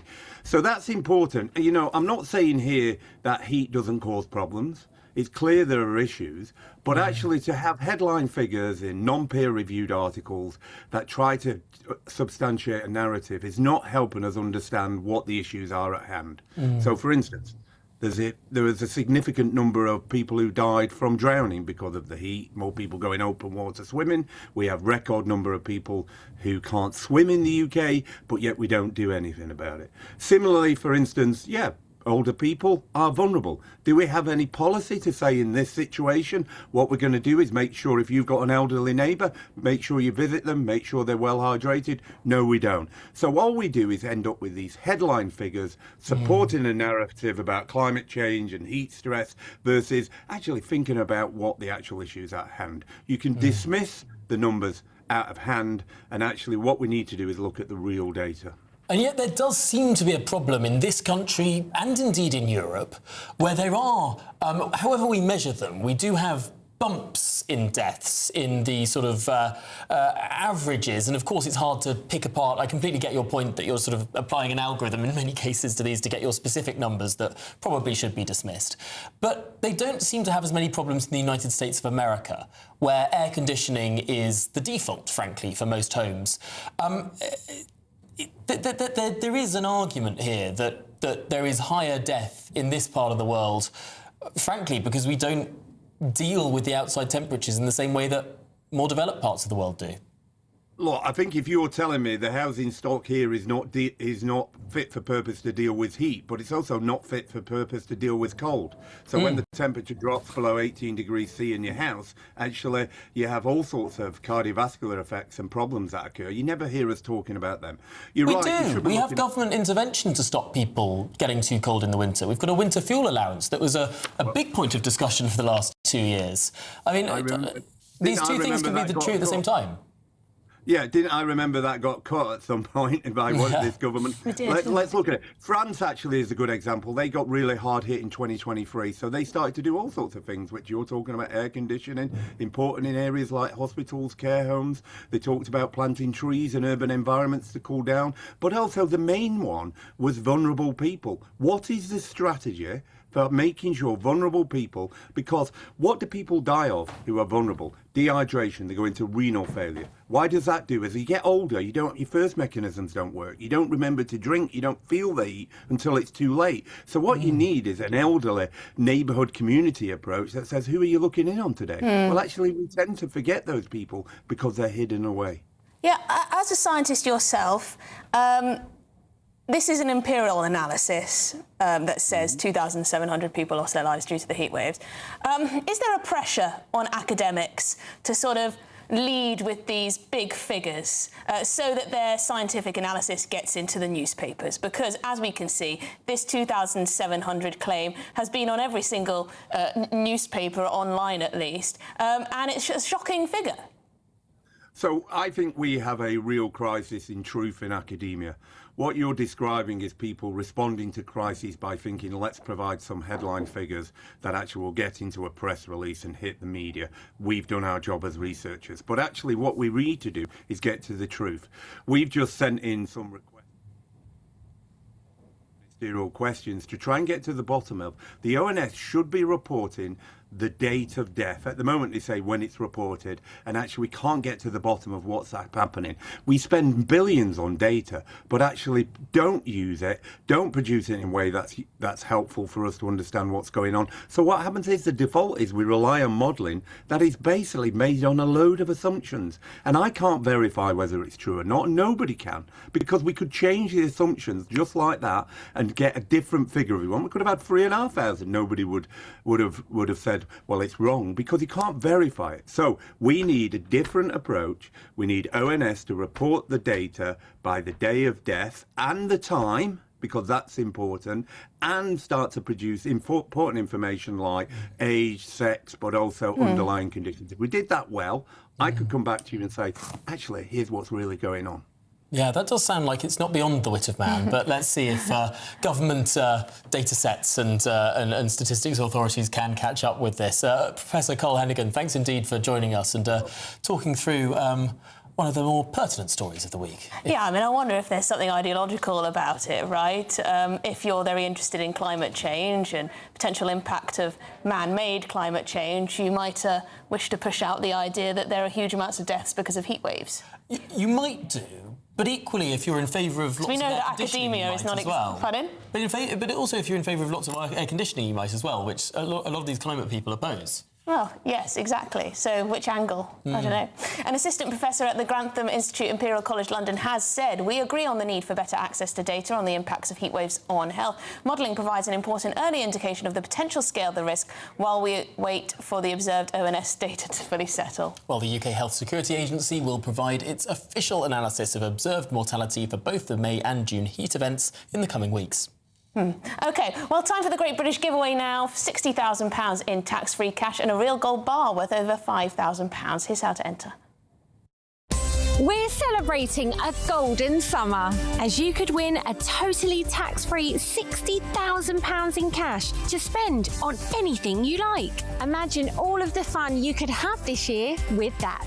You could spend it on treats, save it for a rainy day, or give you the chance to chill out and relax on the perfect getaway. Plus, we're going to give you a £5,000 gold bar that you could keep, trade, or gift to a loved one and secure their financial future. You really could be enjoying gold and £60,000 cash in our golden summer celebration. For a chance to win £60,000 in tax-free cash and a real gold bar, text GOLD to 63225. One entry costs £2 £2.50 plus one standard network rate message. Or text BONUS to 63225. 5 entries cost £5 plus one standard network rate message. Go to gbnews.com/win. Entries start at £2.50. Call 0903 686 3232. Calls cost £2.50 plus your network access charge. Or post your name and number to GB22 PO Box 8690 Derby DE1 9TT. UK only. Entrance must be 18 or over. Lines close at 4 p.m. on the 21st of August. This is a network giveaway. Entries will be pooled. Please check the closing time if listening or watching on demand. Good luck.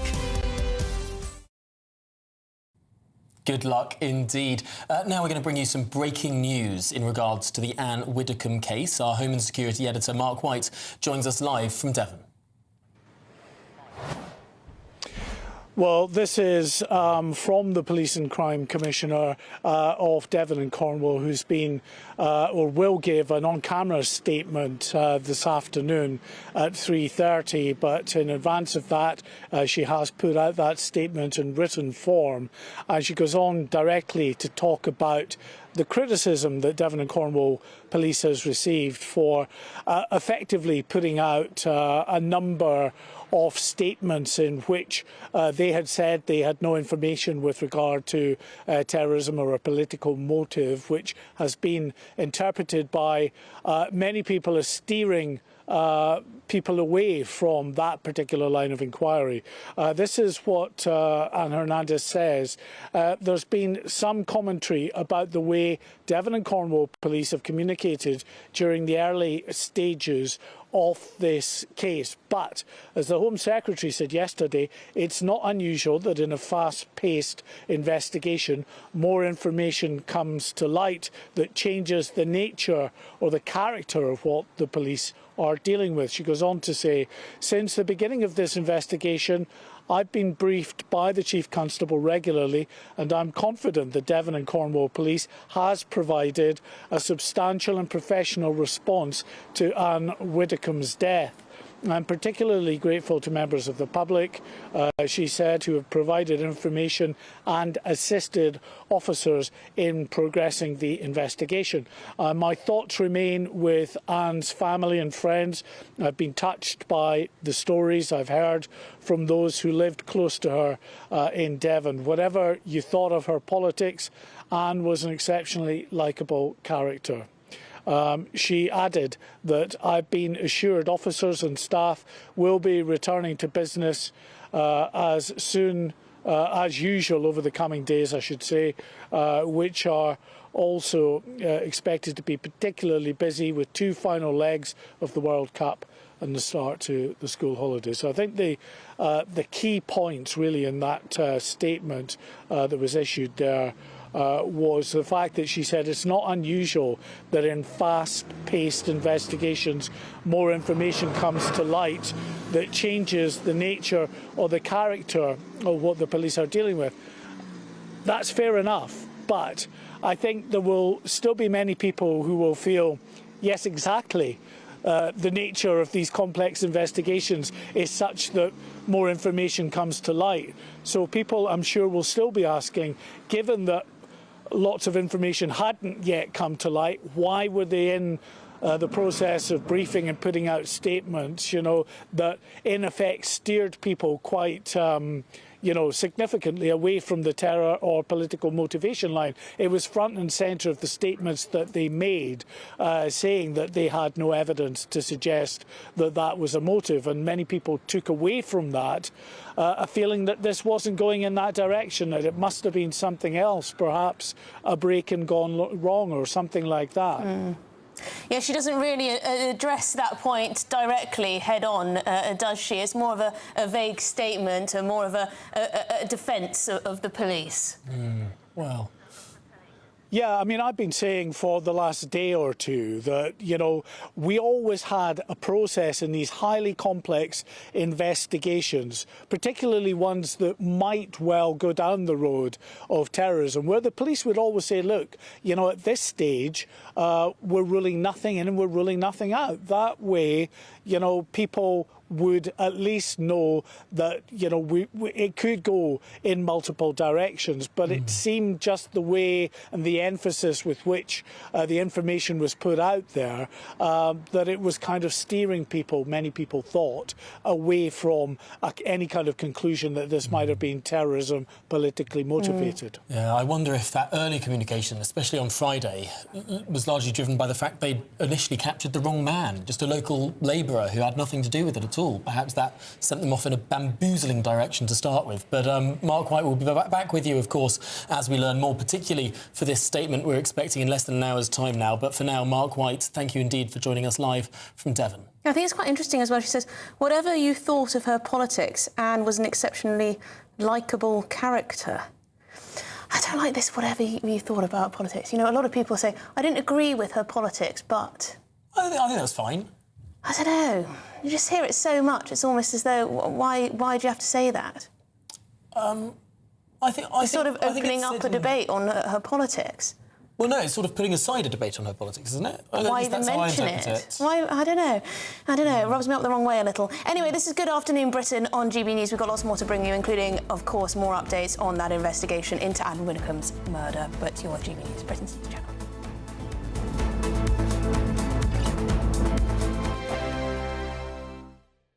Hello again, very good day to you. I'm here with your GB News weather forecast from the Met Office. Through the rest of today, any of that low cloud that's been around this morning, that's going to burn away, leaving lots of hot, sunny weather around for many of us, all due to high pressure sitting just to the north of the UK. This high is bringing a bit of an easterly flow in from the North Sea, which means some North Sea coastal parts will have low cloud lingering here, and there will be a bit of a breeze around, which will take the edge of those high temperatures. But with all that sunshine around, temperatures are going to rise. They're still way above average. We're looking at temperatures peaking in the low 30s for the 10th day running across some southern areas. Further north and east, a little bit fresher, more comfortable around those North Sea coastal parts with that cloud and that breeze.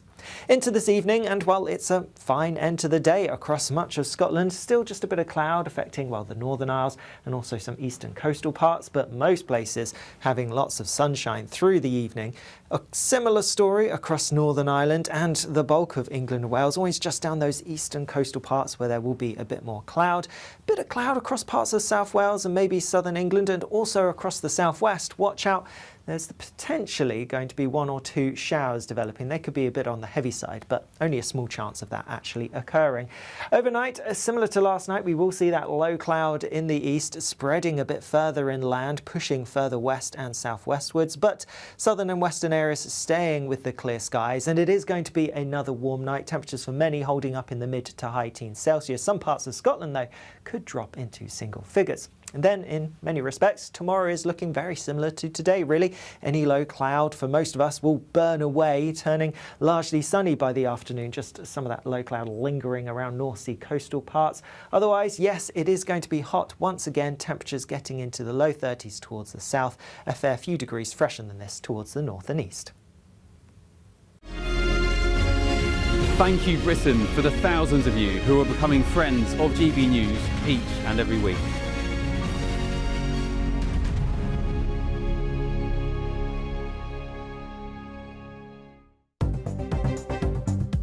Good afternoon, this is the latest AI travel news from GBNews.com. The M1 southbound is closed between junctions 40 and 39 near Wakefield. The M4 westbound is closed between junctions 12 and 13 near Hungerford. The M6 southbound exit at junction 12 between junctions 13 and 12 near Telford is closed. The M25 anti-clockwise lane is closed at junction 25 near Enfield. In Scotland, the A68 is closed in both directions at St Boswells, following a collision with delays expected. And on the trains, Avanti West Coast services are not running between Chester and Crewe. For more travel news, go to gbnews.com.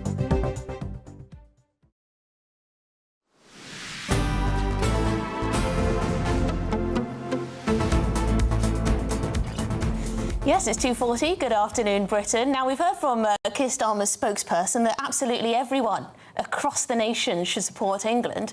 But Sir Keir Starmer is reportedly eyeing up a last-minute dash to the United States for the World Cup final this Sunday. Of course, the caveat is if England beat Argentina tomorrow night. However, with the transfer of power set to take place the following morning, is it wise for the Prime Minister to potentially risk delaying this vital process of changeover of Prime Ministers, perhaps embarrassing the King by turning up late due to his attendance of this match? Yeah, also, isn't it a bit cheeky, perhaps, of the Prime Minister when he's on his way out to make sure he has this one last trip? Anyway, joining us to discuss this is political broadcaster and writer Andy Preston and Reform UK councillor Harrison Ullman-Varty.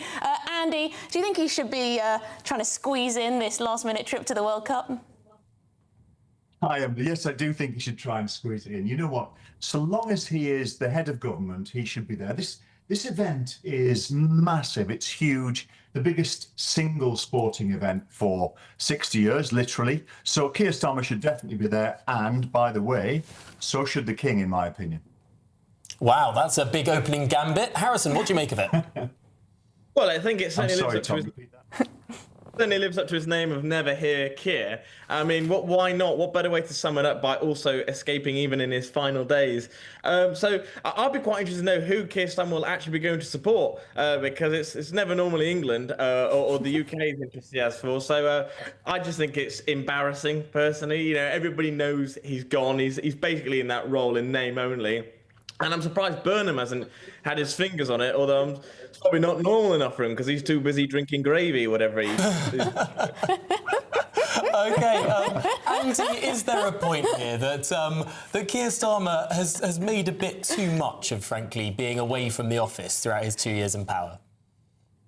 Do you know what? I think that's right. I think he has been away from the office a lot. I do think, though, that's the way that it works, is that everyone who gets elected, Tom, says beforehand, Trump included, I'm going to focus on domestic issues. And slowly but surely, they end up being dragged away on international issues. And that brings us to the point, really, that being the PM isn't just about your day-to-day government stuff. You are the international representative. And that's why he should be there. And I get the joke, and I get the bit of the point about drinking gravy and being normal with Andy Burnham. But so long as Keir Starmer is head of government, and I have been certainly one of his biggest critics, he should be there, and we need that there. And I'm not sure, Andy. I'm not sure. Harrison, I mean, this is the man who was at the centre of a freebies scandal, and now he's seen in his dying days, the day before he's booted out of Downing Street for good, he's trying to get a free ticket to the World Cup.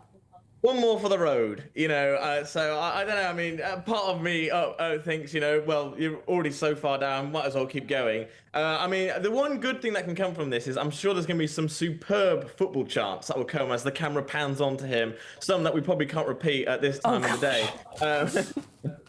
That's actually a good point, Harrison. Let's throw that to Andy quickly. Do you think there's a risk? Because I completely get what you're saying, and actually I think I'm basically in favour of him having one last trip. If there's any freebie, I think you're such a softie, Tom. No, I think if there's any freebie that is legitimate, it's this one, surely. But Andy. Taylor Swift tickets. Might he jinx it? Is this one of the big risks of this move? The curse of Keir. There might be a curse of Keir, mightn't there? I don't know. Maybe the unluckiest man in the world, Keir Starmer, will finally come good. You know, his last roll of the dice. You know what, though, Tom? He is also genuinely a football fan, for better or worse. He loves his football. He plays a bit. Who else should go? Who would you send instead? I mean, I'd love to go, but I don't think it would go down well with the government. He's exactly the right person. We can all laugh and joke, and it doesn't matter if we love Keir Starmer or hate him. The head of government absolutely should be there with the head of state, the biggest event for 60 years. Well, I suppose he's been at the Bastille Day celebrations today. So, Harrison, over to you. One final argument from yourself. Yeah, I'm sure we can all see the England team huddled in and Thomas Tuchel going, what do we want? What could we do? And they're thinking, just bring Keir Starmer, please. He will lift the spirits. I'm sure that's exactly what they asked. I think he's a bad omen as well. Everything he touches just seems to go wrong. So, yeah, he's a football fan. He can watch he'll enjoy his final hours in Downing Street, watching England, hopefully supporting England. But, you know, who knows? But, yeah, I think it's... I just think it's a step too far. I'm not sure. The only thing that can come out of this, like I said, would be the good old football chants. I think he should just watch it from his London home, like most of us have to do. No. I can imagine him being over there, England winning the World Cup for the first time since 1966.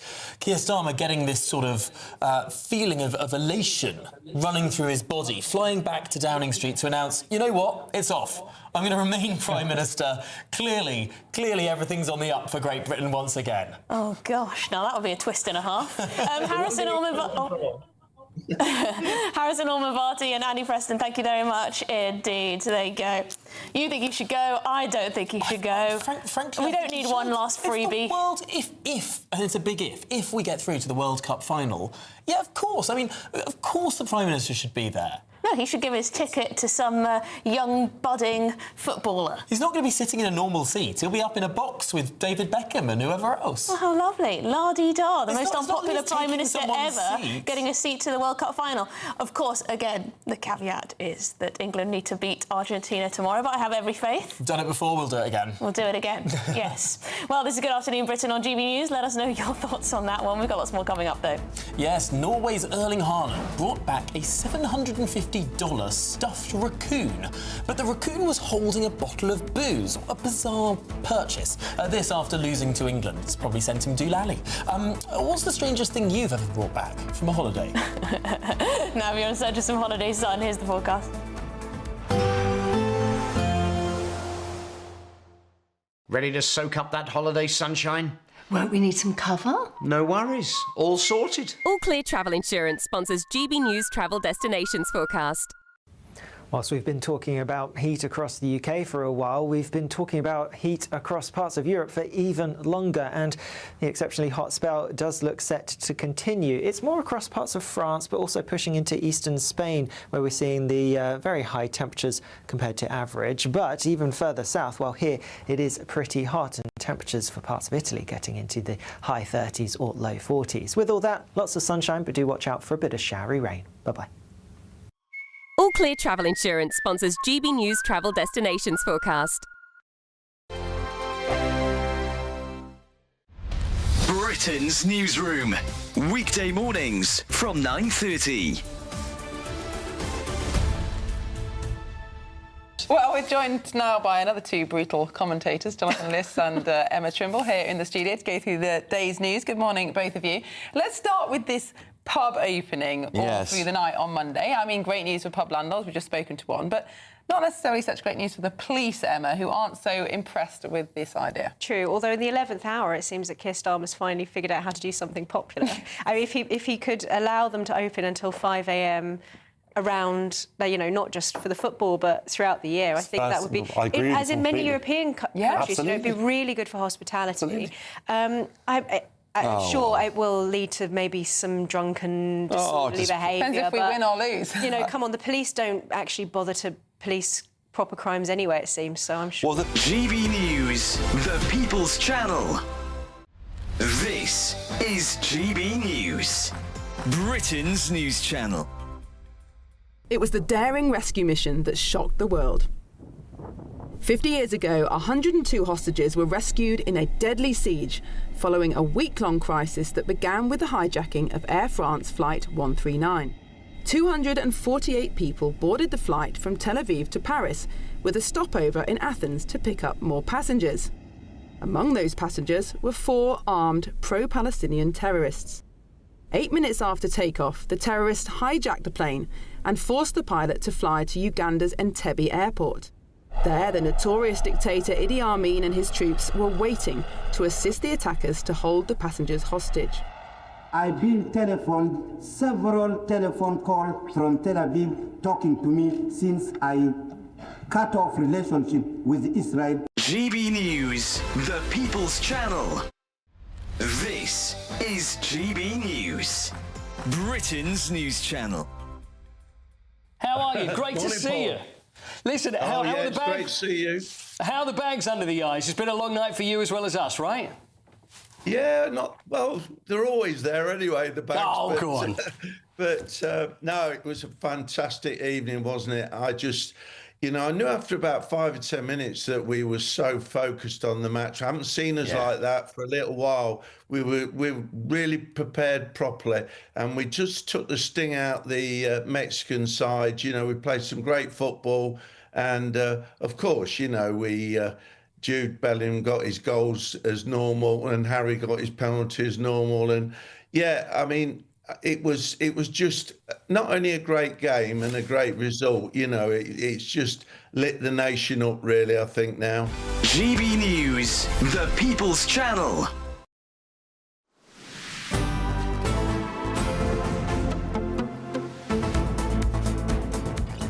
Welcome back.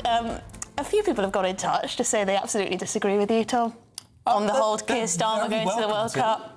They're very welcome to. Margaret's called you an Egypt. I can't help but respect. I can't help but respect Keir Starmer going, you know what? Technically, he stops being leader of the Labour Party on Friday. He got to decide this timetable, and he decided. Some of us have shame, Tom. No, you might not, but some of us have shame. To stay on as Prime Minister until Monday for no reason other than he wanted to still be Prime Minister when the World Cup final takes place, just in case England wins. So even though he didn't really accomplish anything in the time that he was Prime Minister, he will still be the guy who was Prime Minister when England won the World Cup. And people will be talking about it for the next 60 years. That is his dream scenario at this point, and it could still happen. Well, Starmer never knowingly passes up a freebie.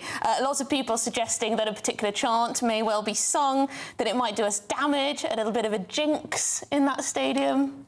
Yeah, no, it doesn't bother you? I don't think the footballers particularly care who the Prime Minister is. Maybe that's too low of an opinion of the footballers. Oh, yeah, but, Jude Bellingham loves Keir Starmer, I'm sure. I don't think Jude Bellingham bothers himself with politics, frankly. Harry Kane? Maybe tax policy. Anyway, just to finish the show, many of us have returned from holiday with some strange souvenirs, but this takes the biscuit, apparently. Erling Haaland, the striking Viking, landed back in Norway with the life-sized stuffed raccoon, following Norway's elimination from the World Cup in the quarter-finals. Yeah, and the raccoon was holding a bottle of booze, apparently. I'm not sure what booze. See, I saw this picture on social media, and I thought it was a real raccoon. Not this particular picture, I have to say. Is it taxidermy? A different picture. I don't know. It looks remarkably real.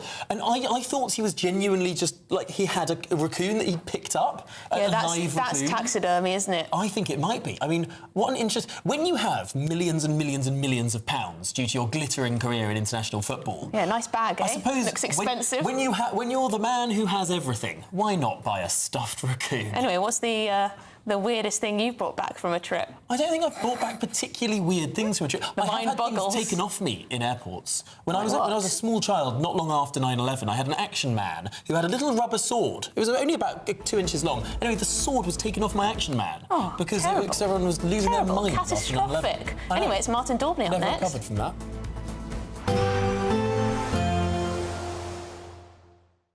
Expect warm spells with the odd rude interruption.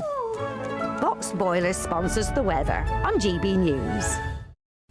Hello, very good afternoon to you. I'm here with your GB News weather update from the Met Office. Now, it has been hot, sunny and dry for quite a while now, and this week's not going to bring much of a relief to that. With high pressure sitting just to the north of the UK, there is more dry weather to come and lots of sunshine as well.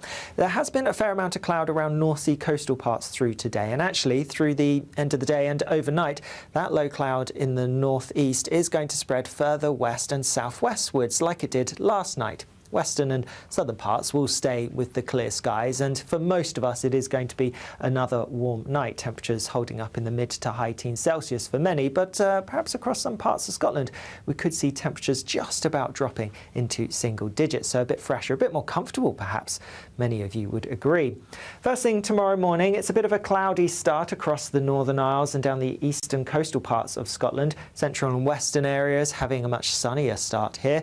Similarly sunny across much of Northern Ireland, and for England and Wales, yes, there will be some low cloud to start off with across central and some eastern areas, but through the morning that is largely going to burn away, break up and retreat back to those North Sea coastal areas. So similar to today really, it's going to be those North Sea coastal parts where it stays quite cloudy, fresher, more comfortable with a bit of a breeze coming in from the North Sea, but elsewhere by the afternoon lots of sunshine, and with that sunshine watch out for some very high UV levels and those temperatures rising again, getting into the low 30s, quite likely across southern parts, a bit fresher than this towards the north and east, especially where we have that cloud lingering.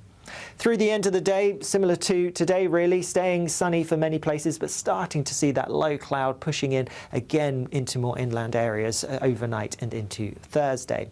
Thursday's then looking like another largely sunny day, as is Friday and Saturday, but temperatures are going to drop ever so slightly. Expect warm spells with the odd rude interruption. Boxed Boilers sponsors the weather on GB News.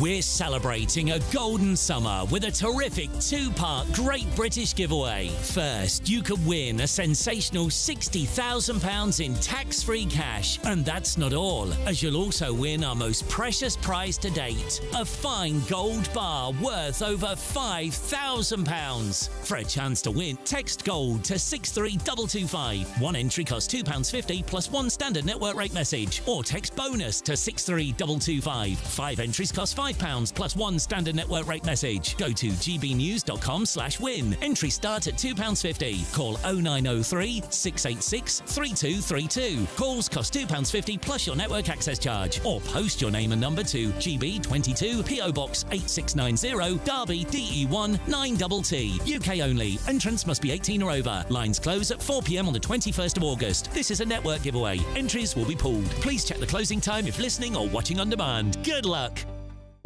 Exciting news. Every Friday, my Patrick Christie's Tonight Show is going to have a twist to it. We're welcoming some special guests. You. That's right, on Fridays I'm going to be doing my show in front of a live studio audience because this show is about you and what you have to say. It's going to be the same big debates, same big topics, same big opinions, but every Friday night at 9 p.m. you are invited to come on down to Patrick Christie's Tonight to be a part of the action. Only on GB News, the People's Channel, Britain's news channel. Some people enjoy lazy Sunday mornings, but not me. What's the truth of the matter? So that's a very live question. Would you support him if he waters down these plans? Before the